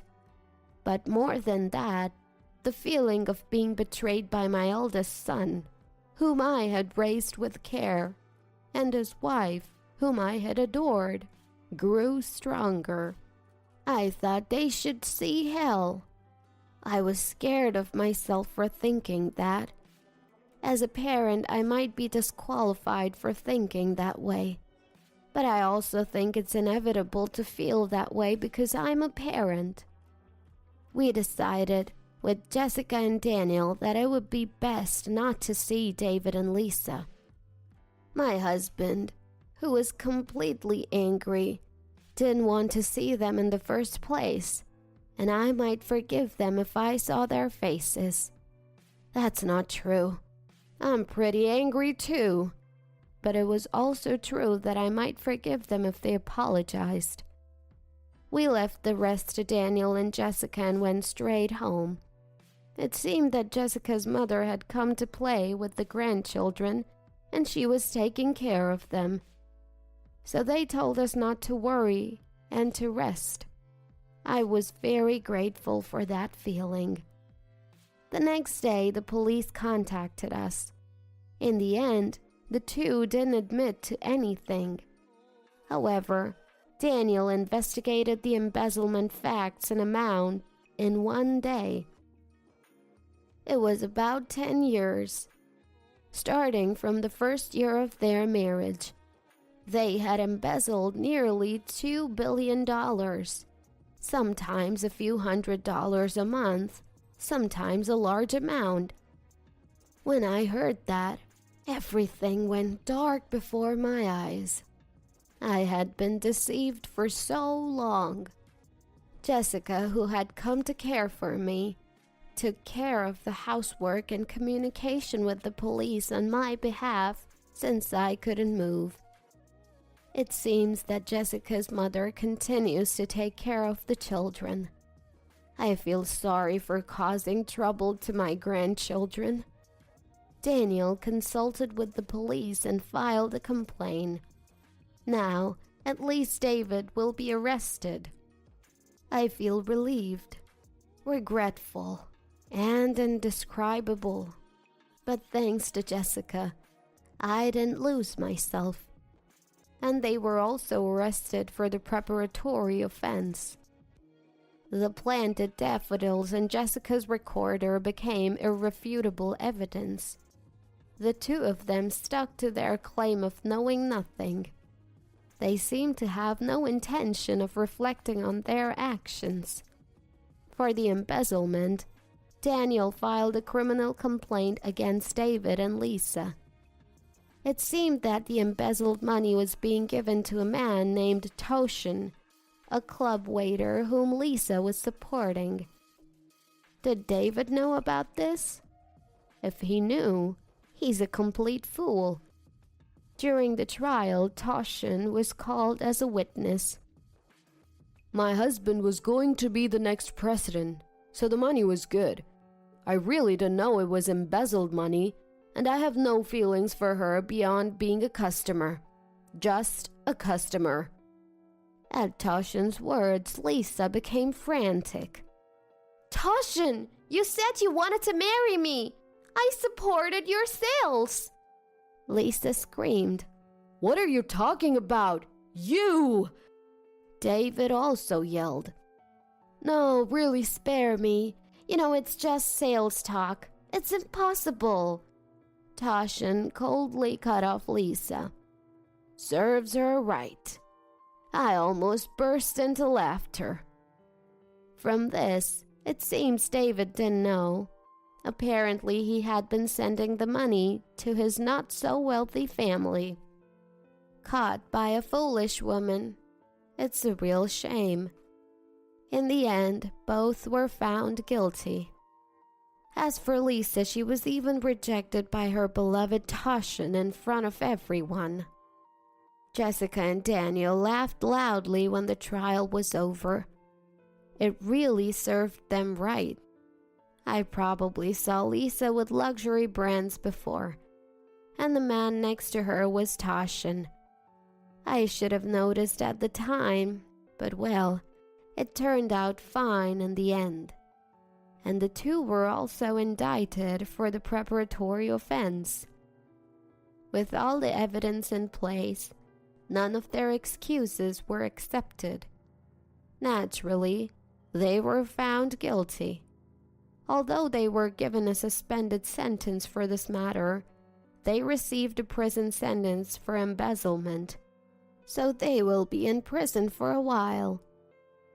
David cried and apologized to me, but I had no intention of forgiving him. He was fired from the company. All insurance money was transferred to Daniel. My husband clearly stated that he would make Daniel his successor. David, now unemployed, divorced Lisa. It's really good that he broke ties with such a woman. I don't want to be involved with David anymore, but the blood connection cannot be severed. The police also told us to support him so that he doesn't make the same mistake. But David is an adult, and that woman is gone. He will surely manage to live on his own without relying on his aging parents. Trust doesn't return so easily. I probably won't be able to trust David until I die. After that, Daniel firmly took over my husband's work as a successor. I was truly helped by Jessica. Without her, this matter would not have been resolved. I went to Jessica's house with a thank you gift. Grandma! My grandchildren ran towards me, looking happy. Jessica saying, "Sorry for the mess," guided me to the living room. There's some distance, so I hadn't visited Daniel's house in a while. Coming after a long time, it was so neatly arranged that I couldn't think of it as messy. And I was very pleased to see a framed photo of my 3 grandchildren, my husband, and me that we had taken some time. Jessica, thank you so much for everything. I expressed my deep gratitude. No, I've only done what's natural, Jessica said calmly as always. Actually, I used to be uncomfortable with Jessica. You didn't try to get close to our house, did you? So, I muttered softly.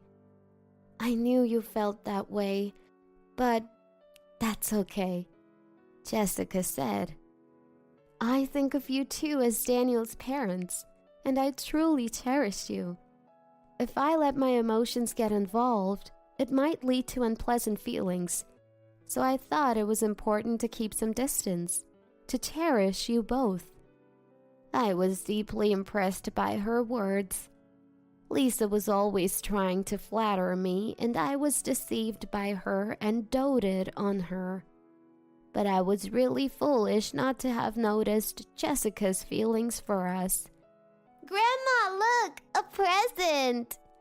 my young grandchild Sarah said, handing me a clay craft. "Before Grandma came, Mom and I made it.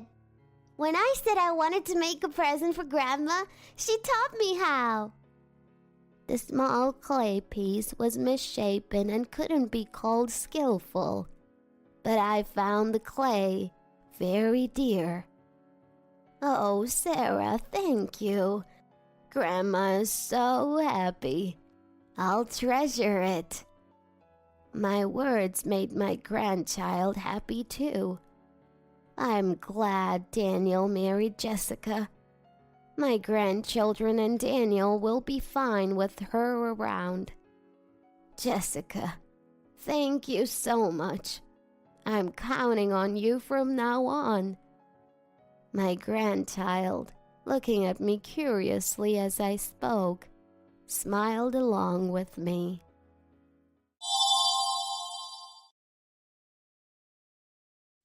Ugh, you all need to shut up, always nagging at me. Yeah, I get it. I'm the bad guy here. Happy now? Laughing flippantly, the person speaking to me was embarrassingly my husband. If I had known he was such a lowlife from the beginning, I never would have married him. But now, it's too late. As I was thinking this, an unexpected voice yelled at my stupid husband. "What?" "My name is Emily, a 28-year-old office worker. I live with my husband Liam and we don't have any children yet. I also have my precious little chihuahua, Lulu, who I have had since I was single. She's a clever little troublemaker, always scratching at drawers to drag things out." Oh, by the way, I'm having dinner with Ethan next Saturday night. My husband mentioned this over dinner. With your brother. You two are really close, aren't you? Ethan is my brother. My husband and brother have been friends since elementary school and quickly became close because of their shared interests like soccer. Sometimes I even get jealous of how close they are. Ethan told me the other day, has Emily's cooking ever made you sick? Ugh, my brother is still as rude as ever. I was a bit annoyed by that comment. If you have an older sibling, you may relate, but I think there are two types. One is the type that dotes on the younger sibling. One of my friends has a younger sister and loves her even more than her parents do, she claims. The other type is a bully, always demanding what's yours. My brother falls into this category. Huh? Not eating the strawberry? Well, I'll take it then. The person who would casually swipe the strawberry off my cake that I was saving for last was my brother. Even now, it makes me mad. My brother and I have never really gotten along, but I do owe him one big thank you. One of my friends wants your number. Some people have weird tastes, huh? He said this with a sigh, handing over the contact info. That friend turned out to be Liam, my now husband. So my brother was like a cupid for our love. When we decided to get married, my drunken brother said to Liam, "You sure about this? You can still back out. She's like a gorilla at home, you know." To which my husband replied, "You're the only one who thinks that. I've been interested in Emily for a long time." That's what my husband told me. His words were met with a gross, oh, from my brother. What an awful brother. My husband Liam was a star of the soccer team and was quite popular in our generation. Thinking back, my brother was just as popular, but I never understood why. At home, he was arrogant, selfish, and gorilla-like. Wait, am I saying the same thing as my brother? Even after marriage, Liam was as kind as ever, and I was very happy. I didn't realize that this happiness was slowly beginning to crumble. One day, my husband came home visibly frustrated. "Oh, today was the worst."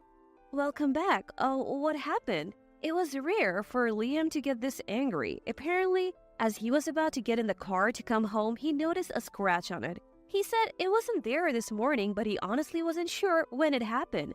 I should have installed a dash cam. My husband's car didn't have a dash cam.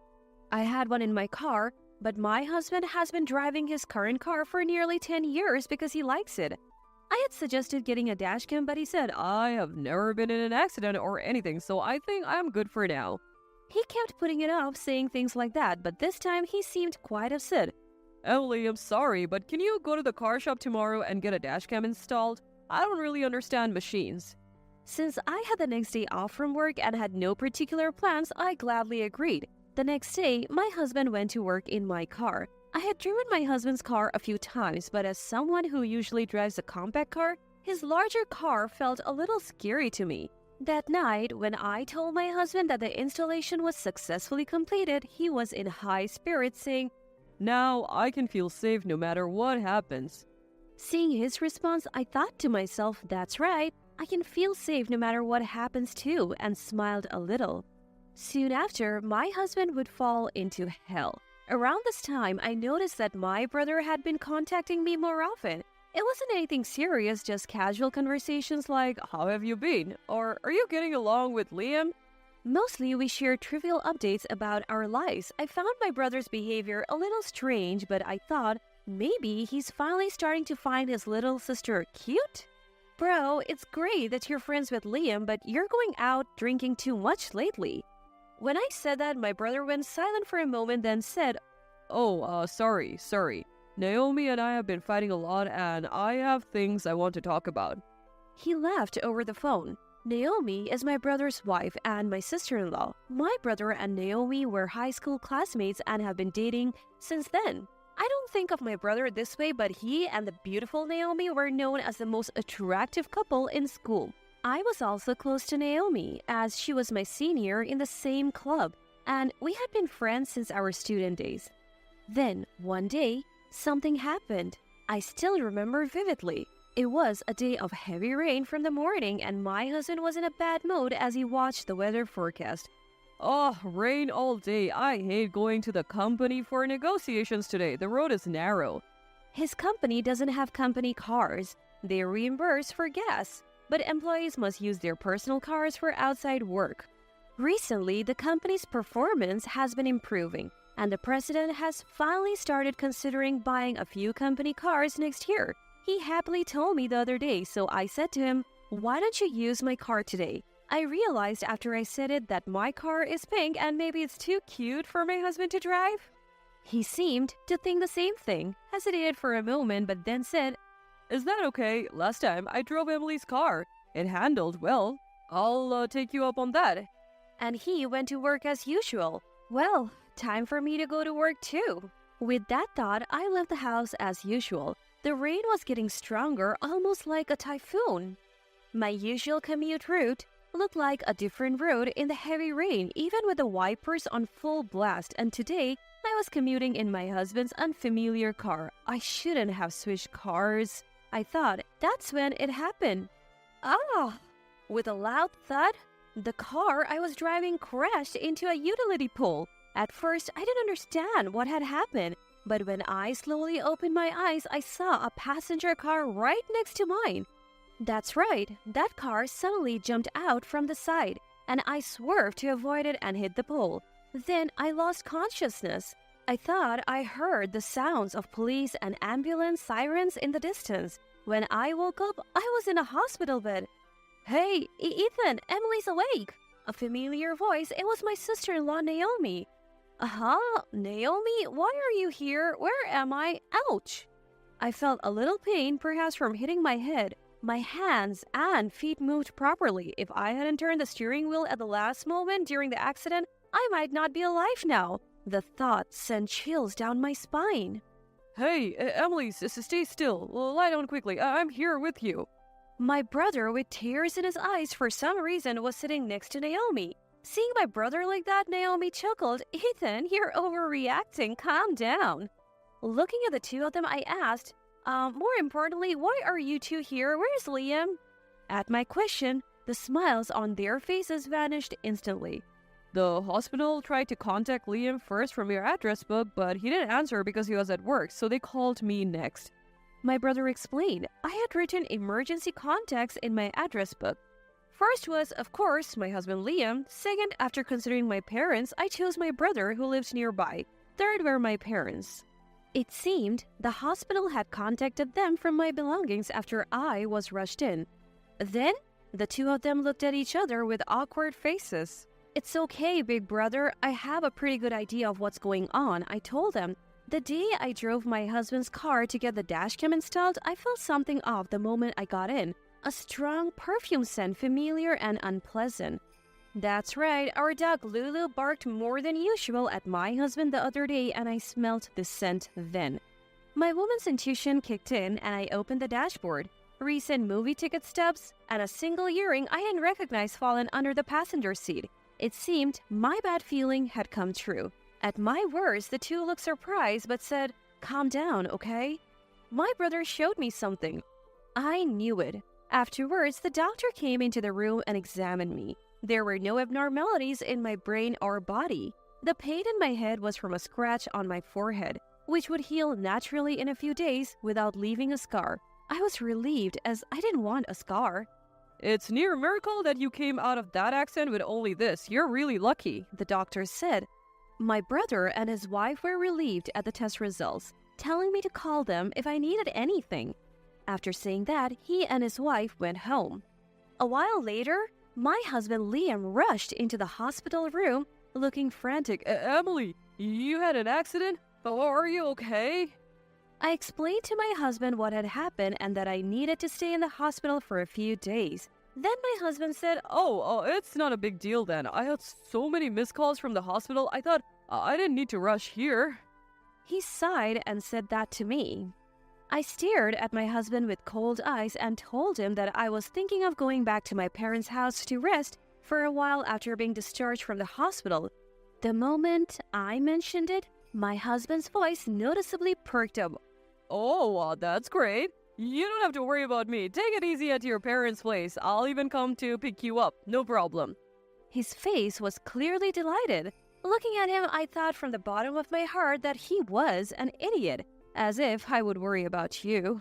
I had suspected it, but my husband was indeed having an affair. The fact that he could be so callous to his wife who might have lost her life showed that he was quite infatuated with his lover.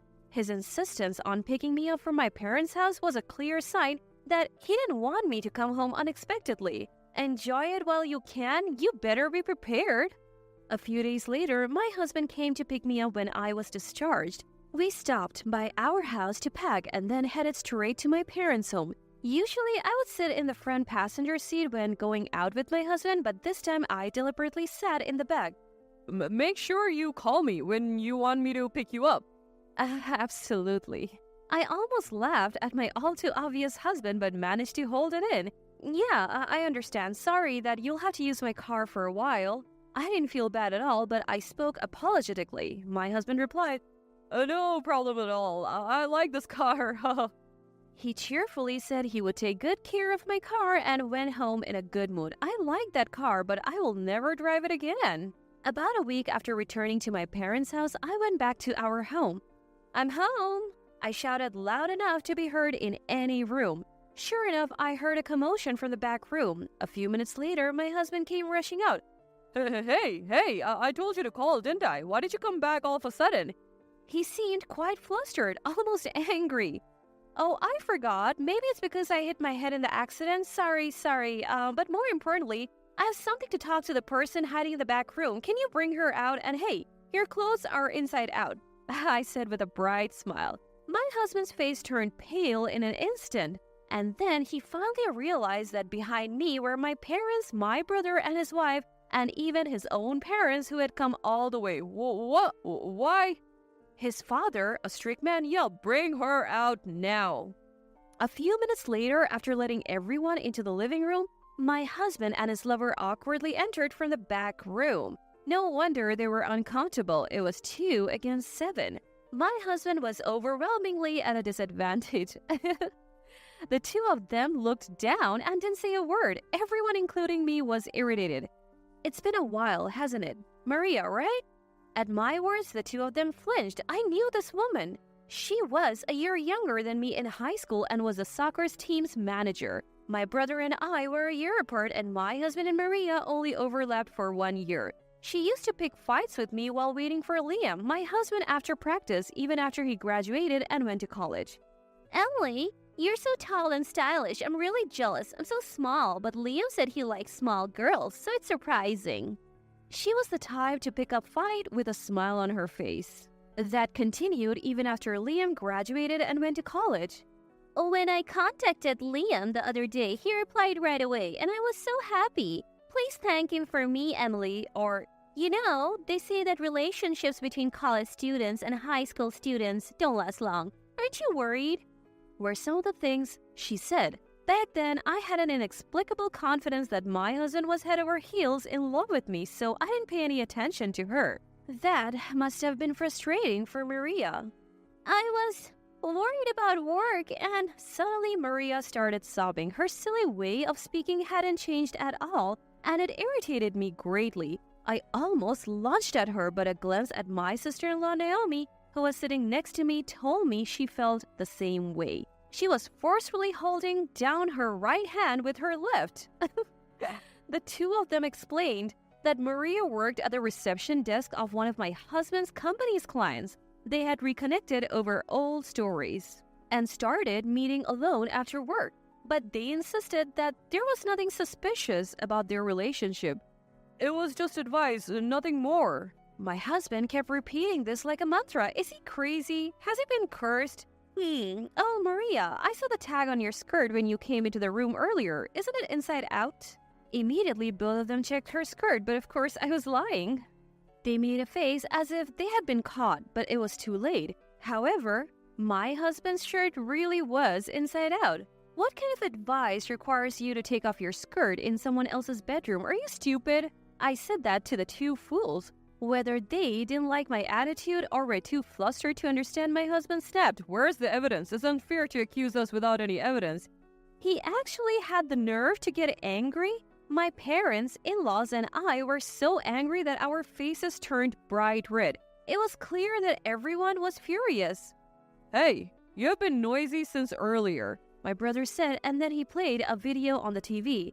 It was the footage from the dashcam on the day of the accident. The loud thud made it clear that the impact was quite strong. The other driver, perhaps in shock, initially refused to admit fault. At the hospital, I apparently raged that I wasn't at fault.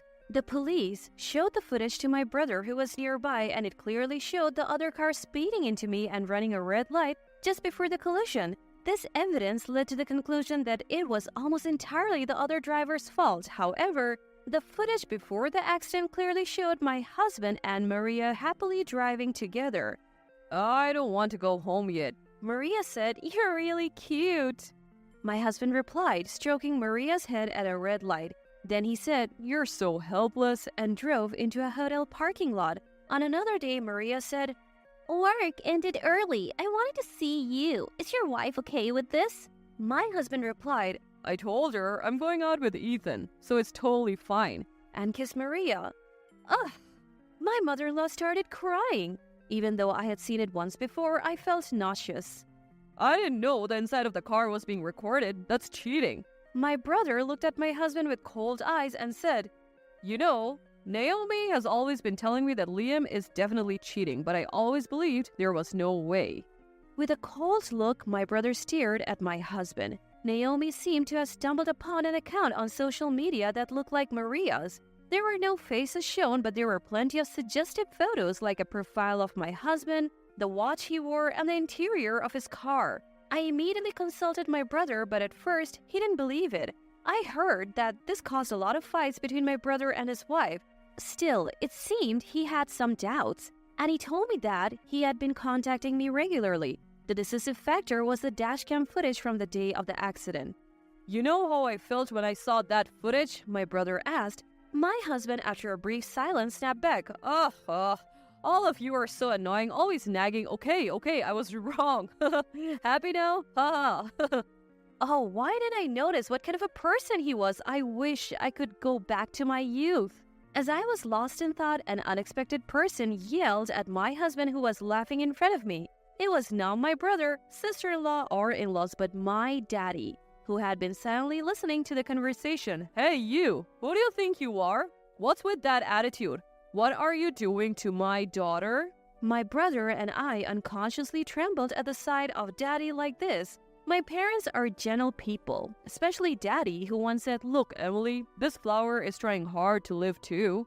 When I was young, I stepped on a flower, and he said this so quietly and kindly. He was kind, even to plants. There was only one time when Daddy, who was like a Buddha, lost his temper with my brother and me. I think it was when my brother and I didn't listen to Mom at all, and then a door in the corner of my memory seemed to open. My brother and I, who usually don't get along, vowed deeply at that moment never to make Daddy angry again. My husband, who had been so bold until now completely subdued by the sight of Daddy, who was completely different than usual. Standing like a guardian deity, Daddy was next to my mother, who was looking at my husband as if he were filled. Afterwards, my in-laws bowed deeply to our family and took my foolish husband home. By the way, Maria, the other woman, was sent home on foot. As they were leaving, my brother told my husband, "I will never forgive you for hurting my precious sister." He said it quietly. By the way, my husband used my brother as an excuse for his secret meetings with his lover, thinking that my brother and I were on bad terms and wouldn't pry too much.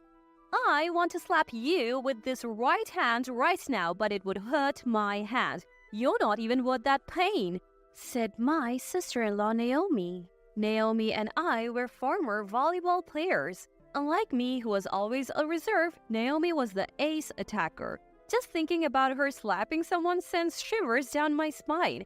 My ex-husband should consider himself lucky to have escaped with his life. After some time, our divorce was finalized. Thanks to my in-laws, my ex-husband reluctantly paid the compensation in the divorce settlement, spending all his money. "I'll buy a new car with the insurance money from the accident." My ex-husband was all excited about this, but the insurance money for his old car wasn't enough to buy a new one. After paying me the compensation, he was left with just enough to buy a used compact car. "Oh man, driving a compact car is shameful." My ex-husband, who had this prejudice, was happily driving my car even though his own car was totaled in the accident. The reason? Maria, his mistress, had said, "This car is so cute," and his happy face was clearly captured on my dashcam. Speaking of Maria, she seems to have borrowed money from her parents to pay me the compensation in the divorce settlement. Now, under her strict parents' watch, she's working non-stop to pay off the debt. Her relationship with my ex-husband continued for a while, but he became neurotic due to Maria's emotional ups and downs, quit his job suddenly, and now his whereabouts are unknown. Despite this situation, Maria's social media had a single line, "Finally, he's mine. I'll chase him forever." Yes, it seems like it was written only one word. It's like something out of a horror story. My ex-husband got involved with a terrible woman, but that's his problem now. It does not matter to me. As for me, I sold my tainted car and used the money as a down payment for a new one. I rented a place near my office and am living happily with my beloved dog Lulu. Come to think of it, Lulu never warmed up to my ex-husband. Maybe it was her animal instinct? I have been visiting my parents more often, and recently we celebrated their wedding anniversary with my brother and his wife. As I was serving a strawberry whole cake, I asked my brother, who was sitting next to me, "Brother, do you want a strawberry?" He replied, "Yes, please." Like a child. I looked at my brother eating the strawberry with a smile. It seems that from now on, my brother and I will get along well.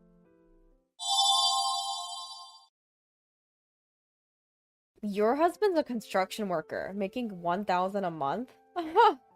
At my child's kindergarten sports day, I was insulted about my husband. Moreover, she even found fault with the first place prize my son had won. I retorted in anger. My husband and son are nothing like the low-life person you are. What? How dare you talk back, being a dropout? As she and I glared at each other, my husband appeared in his expensive suit and said, "1K is the hourly wage, actually." Suddenly, she was astonished at the identity of my husband, and she ended up completely embarrassed. My name is Lila. While being a mother of one and a homemaker, I'm also active online as an essay-style cartoonist. Balancing parenting and work is tough, but it makes my daily life fulfilling, all thanks to my adorable child and loving husband.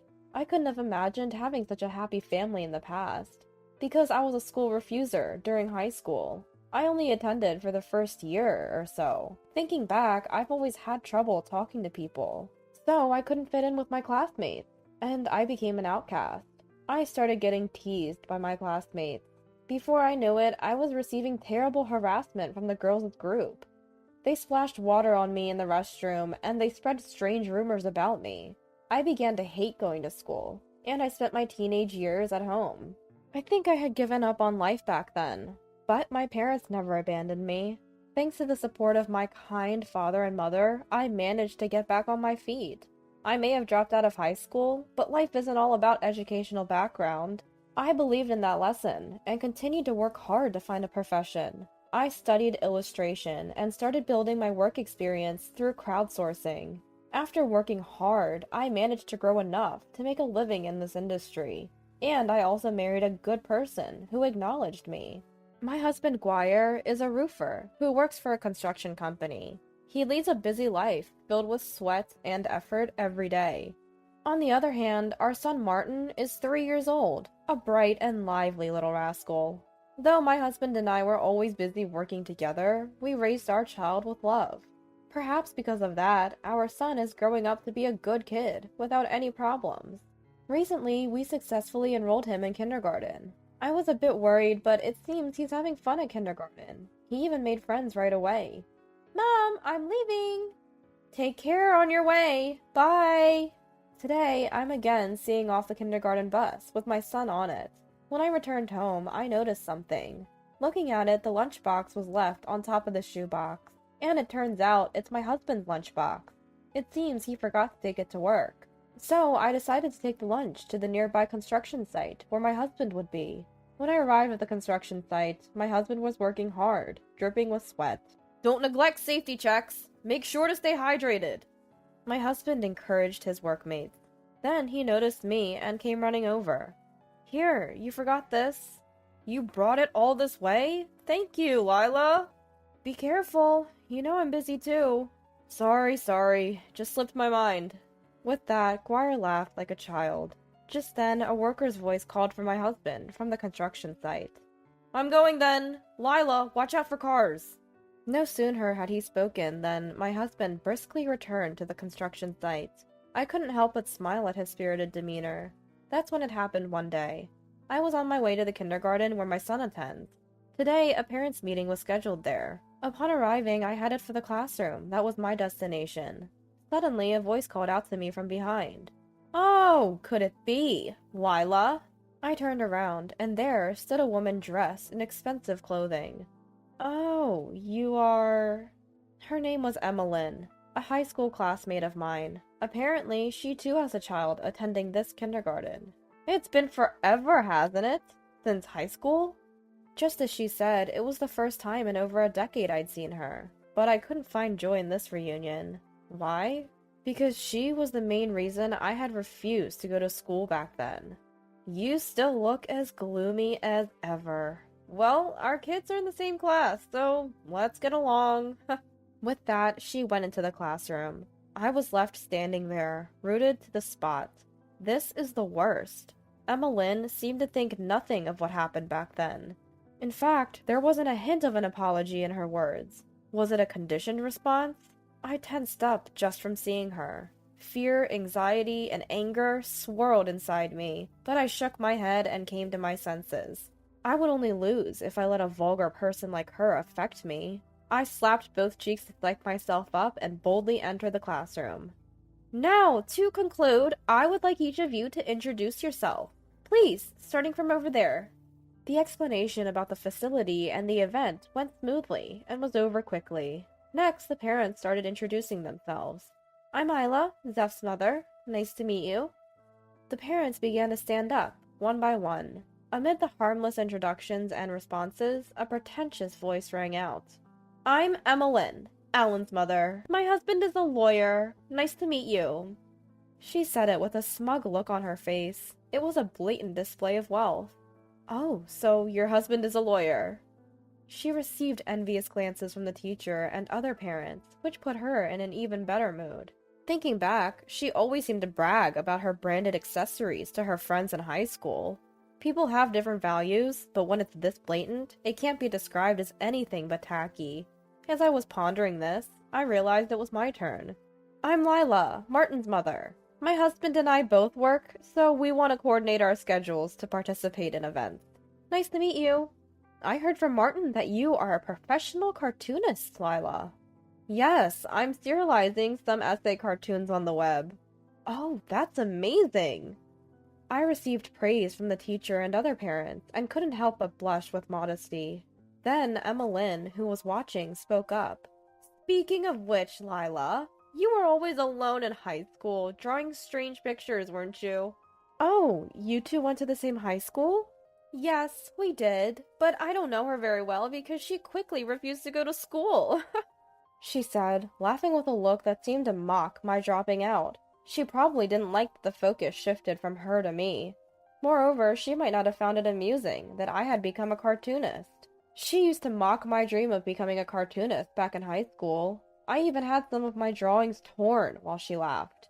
The atmosphere in the room quickly soured because of her awful behavior. The teacher, sensing the mood, hastily began to close the parent-teacher meeting. Thank you all for coming today, despite your busy schedules. We really appreciate your support moving forward. Also, we'll be sending out a note later about sneakers. And so, the parent-teacher meeting came to an end. About a month has passed since then. Now my son is practicing for a running race, mostly with my husband. The kindergarten sports day is coming up. Martin, when you run, your posture should be like this. Like this? Martin imitates his father. My husband seems to be busy with work, but he still finds a little time to teach our son how to run. I cheer them on while racking my brain for energy-boosting meals. And day by day goes by, and finally the day of the sports day arrives. It's held at the nearby elementary school's ground, and lots of parents are gathered. Ball throwing, tug-of-war, obstacle race. The children are joyfully giving it their all. I watch this adorable scene, waiting for my son's turn. I'll finish up work and be there, for sure, he said. My husband had said so, but he was nowhere to be seen. Unfortunately, he had an important job today that he just couldn't miss. At this rate, he probably wouldn't make it on time. I was eagerly waiting for my son's turn, camera in hand, thinking of my husband. Finally, it was time for my son to run. But for some reason, Martin wasn't at the starting line. The teacher seemed perplexed, looking around frantically. I followed suit, scanning the grounds, and spotted my son near the fence. It looked like Martin was with another boy. The boy next to him was Emmeline's son. Alan, wasn't it? As I watched, puzzled, the two of them made their way to the starting position. The teacher fired the starter gun, and the running race finally began. The children ran off with all their might. Go, Martin! I cheered for my son as he ran his hardest. And as a result, Martin won first prize. Martin, you were so fast! Yes, his form was solid, and he looked great. Does he do sports or something? After the running race ended, a friend's mom nearby praised my son's running. I felt as happy as if it were about me. No, nothing special. He's been practicing running with his dad, that's all. Oh, with his father. What a wonderful husband you have. I'm envious. My husband might not even know that today's the sports day. Mine's no good at this sort of thing either. I envy men who can do sports. Oh, it's not like that. He works in a construction company, so he's just confident about his physical strength.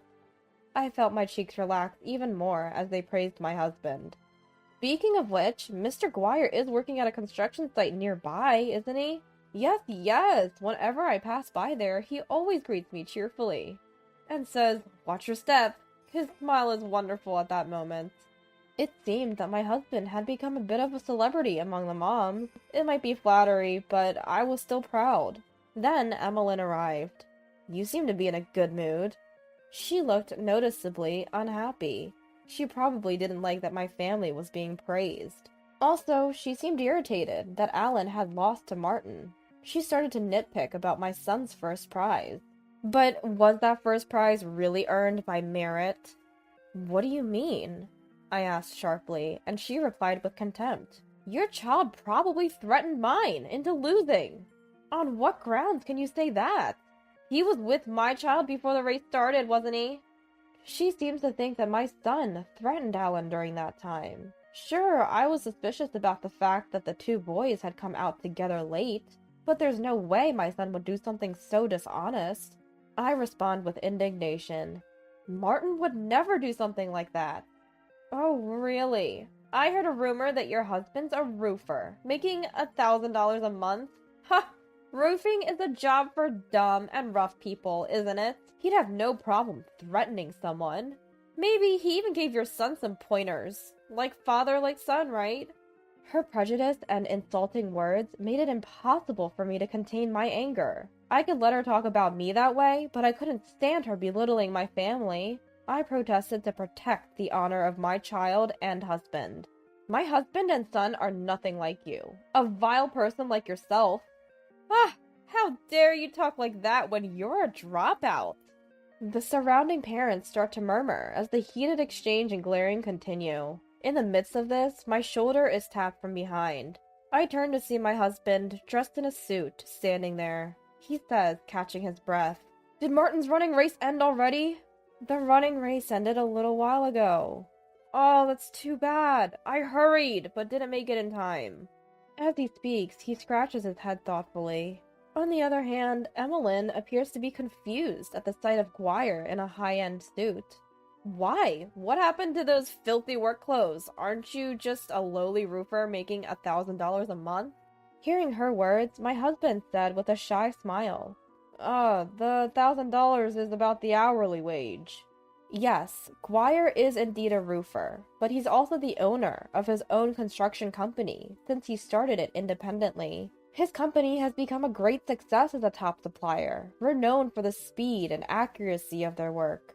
Furthermore, they were on a rapid growth trajectory, expanding into interior design, overseas development, and more. Recently, they were even featured on television and in magazines for their efforts in digitizing the construction process. His nickname in the media is the $1K Dollar Man. The rumor of a monthly income of $1K must have been a misunderstanding passed on by various people. But working so desperately at the construction site? Emmeline's voice trembled, stunned by the shocking truth. Then my husband spoke again, with a shy smile. It's about never forget where you come from. Certainly, he is not in a position that typically involves laboring on site. However, out of respect for fieldwork, Guire still sometimes works on site himself. He also strongly emphasizes safety checks to his workers. This might be because of his respected carpenter father's accidental death due to a safety management mistake. After that tragedy, he switched from carpentry to roofing. Roofing is indeed the highlight of the site, an essential role that is responsible for the lives of the workers. Ensuring that the workers can work safely, setting up proper scaffolding, and assembling the steel frame. Construction is said to begin with a roofer and end with a roofer. My son and I were proud of such a roofer husband. On the other hand, Emmeline, knowing that her husband was faultless, turned her attack on me. "That's so sneaky! You never said he was that amazing!" I don't stoop to vulgar tactics like flaunting my husband's profession, unlike someone else. Hearing me say that, Emmeline's face twisted in frustration. Then Martin came running to us. "I won first prize! Thanks to Dad!" "Wow, that's the result of intense training! You did a great job! I'm proud of you!" Guire rejoiced as if it was his own victory, and patted Martin's head. With an even bigger smile, our son continued. "I also tied my friend's loose shoelace before the race. It would be dangerous if they tripped." Those words must have struck Emmeline with a great shock. Now, scornful glances from the parents around her were piercing through Emmeline. She realized that her argument was entirely wrong, and her face twisted in discomfort. "It seems the misunderstanding is cleared, so we'll be on our way now." Saying that, I turned my back on her. But then I remembered something and spoke to her. "You were told in the parent-teacher meeting that Velcro shoes were the rule, weren't you? Didn't you hear?" At that moment, Emmeline's face turned beet red with embarrassment. Since then, Emmeline has never attended any kindergarten gatherings. Her disgraceful behavior at the sports day seems to have affected her deeply. Now in her place, her husband Johnny attends the kindergarten gatherings. He's a sincere man, and after learning about the situation, he came to us to apologize right away. "My wife Emmeline was extremely rude," he said, and apparently he and Emmeline are discussing divorce. I was told that Emmeline has been troubling Johnny with her excessive spending and selfishness for a long time. Moreover, she has been entirely indifferent to parenting, and yet she always insisted on attending kindergarten events, which showed her poor character. For her, kindergarten gatherings were merely a stage to assert her dominance. Johnny finally had enough of such a wife. He had been hesitant to pursue a divorce because of the child, but he decided he could no longer overlook the situation. "Alan, it's all your fault for losing to that kid. I'm sorry." Saying such a thing to one's own child is bound to happen. If anything, the decision was long overdue. Emmeline pleaded with Johnny. "Please, anything but a divorce." But it didn't seem like her wish would be granted. Johnny proudly stated that he intends to gain custody and raise Alan with love. On the way home, he made a request to his son. "Martin, will you continue to be friends with my Alan?" "Yeah!" My son responded in a cheerful voice, waving his hands as he saw off Johnny. His concern was undoubtedly unfounded. Since the sports festival, Martin and Alan had already become friends. According to the teacher, the two often played joyfully together with the other children in games like tag and ball toss. If the children are spending their time in good health, that is the most important thing. And then, on a certain holiday, we were planning to head to town to buy some snacks for the parent-child outing next month. "I'm going to exchange snacks with Alan." "Martin, Dad's definitely going on the outing, so get ready." The two of them excitedly left the house, checking left and right to see if any cars were coming. "Right clear." "Left clear."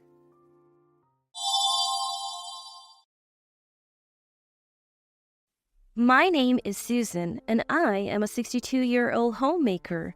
My husband Joseph was an office worker but retired last March and is now re-employed. We live in a place surrounded by farms, and many of the people here are farmers. During the farming season, I help out relatives and local farmers. We have 2 children, and we used to live with our oldest son and his wife. Our second son, John, lives in a nearby town in a used house. Our second son's wife is laid back and a bit airheaded, but she's a lovable and adorable wife. On the other hand, our oldest son's wife, Jessica, who lives with us, is quite responsible, and I thought she was just right for our careless eldest son, Danielle. However, she might be too irresponsible, worrying about our family's future. As my husband's retirement was approaching, she was thinking about what's next even more than we were. My father-in-law's salary will drop significantly once he's retired. That means we won't be able to live as we have been. She said this with a scary face to my husband and me, so I thought she would take over managing the household finances. Before my husband retired, his salary covered most of our living expenses. Our oldest son also contributed to the living expenses every month, but honestly, it wasn't enough to cover his family and our 5-year-old grandchild. I didn't know how much our oldest son was earning, but since our oldest son's wife was working full-time, I assumed they were doing fine. I took care of all the housework, including dropping off and picking up our grandchild from kindergarten.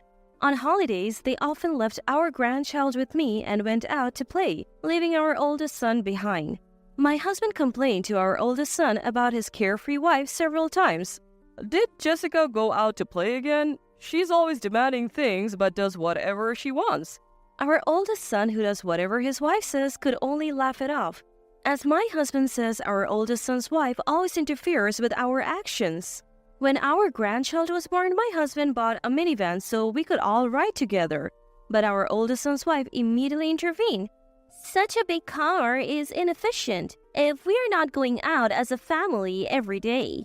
She made a visibly uncomfortable face even though my husband was paying for the whole car. However, when the car was delivered, our oldest son's wife started using the minivan as the main vehicle. and even the gas card was in my husband's name. If we planned to go to a resort as a family on a weekend, our oldest son's wife would get angry on the day. I'm going out with my friends today, so I will use the minivan. Once she said that, she never changed her mind, and our oldest son's wife ended up using the minivan. It was strange that our oldest son's wife, who was so against buying the minivan, was the one using it the most. Our oldest son was even more interfered with, becoming like a servant to his wife. When our oldest son went to a dinner party with his colleagues shortly after they were married, his wife was furious when he returned home. If you are going to be late, let me know in advance. The oldest son had mentioned a dinner party earlier, but his wife Jessica seemed to have completely forgotten about it. Even when my husband and I intervened trying to soothe Jessica, her anger did not subside. My life's rhythm gets thrown off, so from now on, no more dinner parties.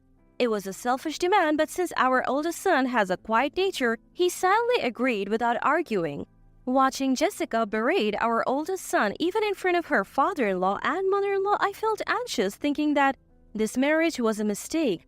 Our oldest son's salary is entirely controlled by Jessica, and he receives only a small allowance.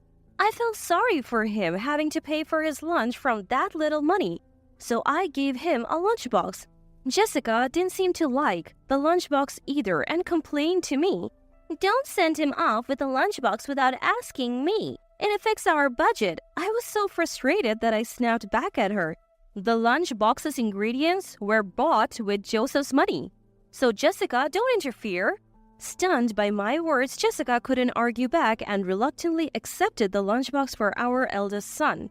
We were also taken aback by Jessica's attitude when our grandchild was born. During childbirth, Jessica had returned to her parents' house, and even after coming back, she seemed to have little interest in caring for the baby. Since I adored my grandchild, I looked after him all day, but Jessica laughingly said to me, "Mother-in-law, you should thank me. You can take care of your grandchild because of me." Seeing Jessica speak so arrogantly, I realized that she was different from us because Jessica doesn't care for the grandchild. He does not bond with her at all. Whenever something happens, the grandchild clings to me or my husband, and Jessica didn't find that amusing either.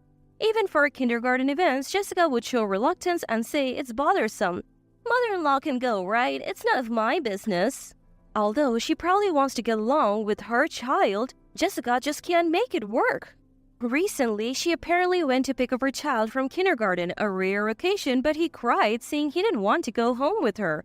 When I went to pick him up after receiving a call from the kindergarten, I saw my grandchild running towards me with a beaming smile, while Jessica had a complicated expression on her face. Lately, Jessica's main concern is about my husband and me after retirement. We had been telling our oldest son and Jessica for quite some time that my husband will be rehired after retiring, but Jessica always worried about his salary decreasing. I finally decided to propose something to Jessica. If Joseph is rehired, shall we leave the household finances to you, Jessica? Jessica glared at me with a fierce look, but after thinking for a moment, she answered, "So you mean that I will be in charge of this house?" I nodded. That was my intention. Oldest son's wife, looking perplexed, nevertheless smiled and said, "I understand. From now on, I will take charge of everything." Her smile was airy. But starting in April, when my husband was rehired, we decided to entrust the household finances to our oldest son and his wife. From the next day, the oldest son's wife handed me papers to record the utilities, monthly payments, and food expenses individually. The monthly payments could be seen on our banking cards, but the food costs were only roughly known. When I filed in an approximate amount, the oldest son's wife yelled at me, "You have been buying groceries like this? How pathetic. You are a typical incompetent housewife." I felt like bursting into anger, but I wanted to see how well she could manage things. From April, we planned to live on the salaries of our oldest son and his wife, paying only our share of the food and utilities. But then the oldest son's wife demanded the same amount as before. "I expect father-in-law to contribute the same amount every month," she said. My husband, surprised, immediately replied, "Aren't we living on Daniel and Jessica's salaries now?" To my husband's words, the oldest son's wife responded with a laugh, "What are you talking about? I'm only deciding how to distribute and pay. Father-in-law will pay as before." We didn't understand what she was saying, and she added, If you can't pay the usual money, please leave this house. You two outdated nuisances are in the way. Called outdated nuisances, my husband couldn't stand it any longer. How dare you talk to your parents like that? If we were a nuisance, we'll leave.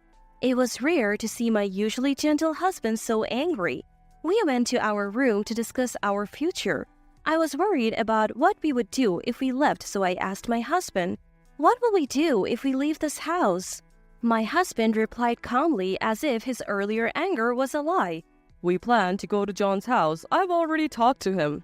Surprised by his unexpected words, my husband continued with a happy face. Let's give that arrogant oldest son's wife and sloppy Daniel a taste of their own medicine. I still didn't understand what my husband was saying, but I decided to trust him.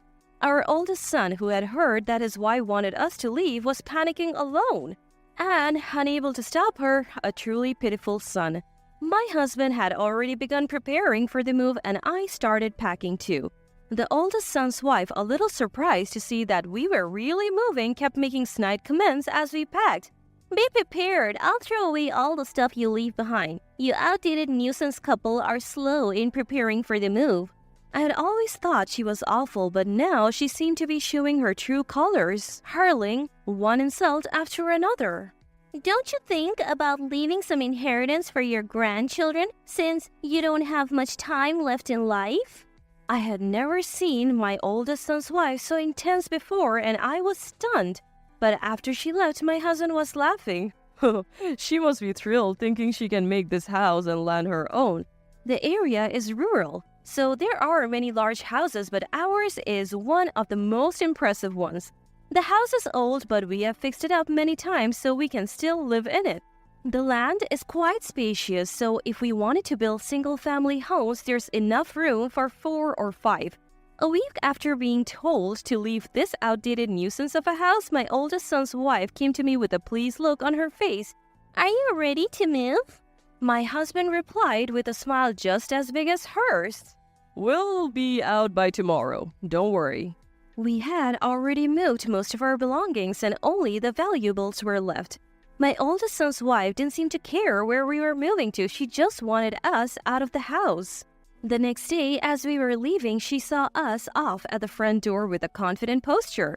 Our oldest son was hiding in the shadows looking guilty, and I was disgusted with him for being so controlled by his wife. Our grandchild didn't seem to know I was leaving and was crying in his father's arms. Leaving the house wasn't that sad, but I felt like crying for our left-behind grandchild. We headed straight to our second son's house and began unpacking. In stark contrast to my oldest son's wife, my second son's wife is always smiling and makes everything fun. When my second son got married, he bought a used single-family home and my husband helped financially. The house was too big for just the two of them, so I once asked him, "Why did you need to buy such a big house?" He replied with something profound. Dad told me to buy a slightly bigger house since he was giving me money. He was the one who introduced me to this house in the first place. I wondered why my husband had found a house big enough for 2 families when we already had our own. Looking back, was he anticipating being kicked out of our house? My second son and his wife, who don't have children yet, were living alone in this big house. They said they had been lonely, but now it would be livelier with us around. My second son's wife works but takes care of the housework and everything was in order. When I offered to help, she shyly asked, I'm bad at cooking, so I would like you to teach me, mother-in-law." My second son, who had been listening, said with an exasperated face, That's right, my wife's cooking has a strange and mysterious taste, so please teach her properly, Mom. Indeed, the meal my second son's wife made that day was all dishes we had never seen before, and both my husband and I were surprised. A month after moving, we had heard nothing from our oldest son, and we had settled into life in our second son's house, as if we had always lived there. However, a few days later, I received a panic call from my oldest son's wife. "Mother-in-law, the neighbors are talking about church donations and stuff. And someone claiming to be father-in-law's nephew told us to leave the house. What's going on?" My oldest son's wife seemed confused, and I was equally baffled by her one-sided rant. I tried to calm her down. She still seemed panicked, but something occurred to me. For generations, the people living in that house had served as church elders for a nearby church, and we had to collect donations every year. I remember my husband and I splitting the task and going around the neighborhood to gather contributions. We were also responsible for managing a nearby communal cemetery, collecting maintenance fees, taking care of the grounds. My husband, overhearing my conversation with my oldest son's wife, grabbed the phone and yelled at her. Our family has been the landlords of that area for generations, so we had to take care of everything. He continued with a triumphant look on his face. I forgot to mention, but that house and land aren't mine. They belong to my brother, but now his son, my nephew, has inherited them. I didn't know all the details, but I knew we were only borrowing the place. According to my husband, we were living rent-free in exchange for him taking over the church elder duties and cemetery management for his nephew. My husband had been covering the property taxes, and the maintenance must have been a relief for the nephew. For my husband, it was not only for the sake of his distant living nephew, but also to preserve the family home passed down through generations. With my husband's explanation, my oldest son's wife seemed to grasp the situation, and she snapped back at him. I understand about the church, but why are we being told to leave? She yelled without flinching. My husband explained with a sly smile. For quite some time, there has been a talk of developing the area around the house into residential land. It seems the nephew had been holding off on the development out of consideration for us, but since we were kicked out, he told the nephew it was okay to proceed. The nephew was also furious after hearing about my oldest son's wife's heartless actions. Since she wouldn't take on the church elder or cemetery management duties, the nephew saw no need to be considerate and suddenly demanded that she vacate the house. Listening to this, I understood why my husband had encouraged our second son to buy a large house. Either way, my husband had been thinking that we would eventually have to leave that house, and he probably chose our second son as a cohabiting partner over our unreliable oldest son. From my perspective, both were unreliable, but comparing the two wives, a difference emerged. The calculating oldest son's wife, realizing she was at a disadvantage, quickly hung up. That night, my oldest son and his wife came to our second son's house, and my oldest son's wife asserted their rights. Since we are living in that house now, father-in-law will find us a replacement, and of course, he will pay the rent. My husband and second son were about to explode with anger at the selfish demands of my oldest son's wife, when my second son's wife interjected with an unrelenting comment. Jessica, we bumped into each other in a strange place the other day, didn't we? At this sudden and inexplicable remark, my second son looked ready to erupt in anger, but his wife showed everyone her mobile phone. On the screen was an image of my oldest son's wife arm in arm with a man none of us had ever seen before. The moment she saw the picture, the color drained from my oldest son's wife's face. The second son's wife continued to press her. I work near that spot, so I have seen you there a few times, she said, showing more pictures one after the other.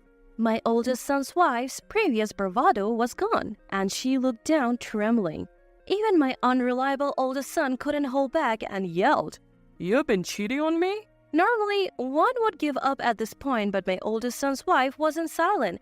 That's right, I have been cheating.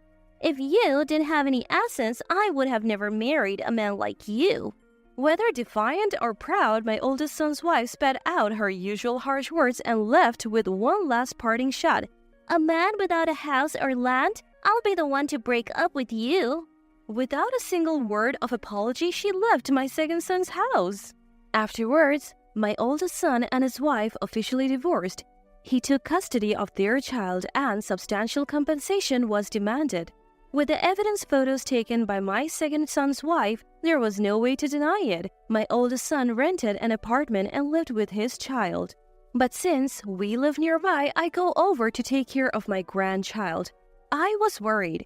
They might be lonely without their mother, but they seem happier and more energetic without their disliked mother around. My oldest son's wife, after the divorce and losing the compensation money, borrowed money from her lover and was pressured to repay it, so she fled somewhere. It was probably good for my oldest son to part ways sooner, and all of this was thanks to my second son's wife's efforts. We recently found out that my second son's wife is expecting a baby. Though she often seems absent-minded, it turns out she's the most responsible of all, and I'm sure she will be a great mother. I'll have to take care of 2 grandchildren now, so I want to keep doing my best.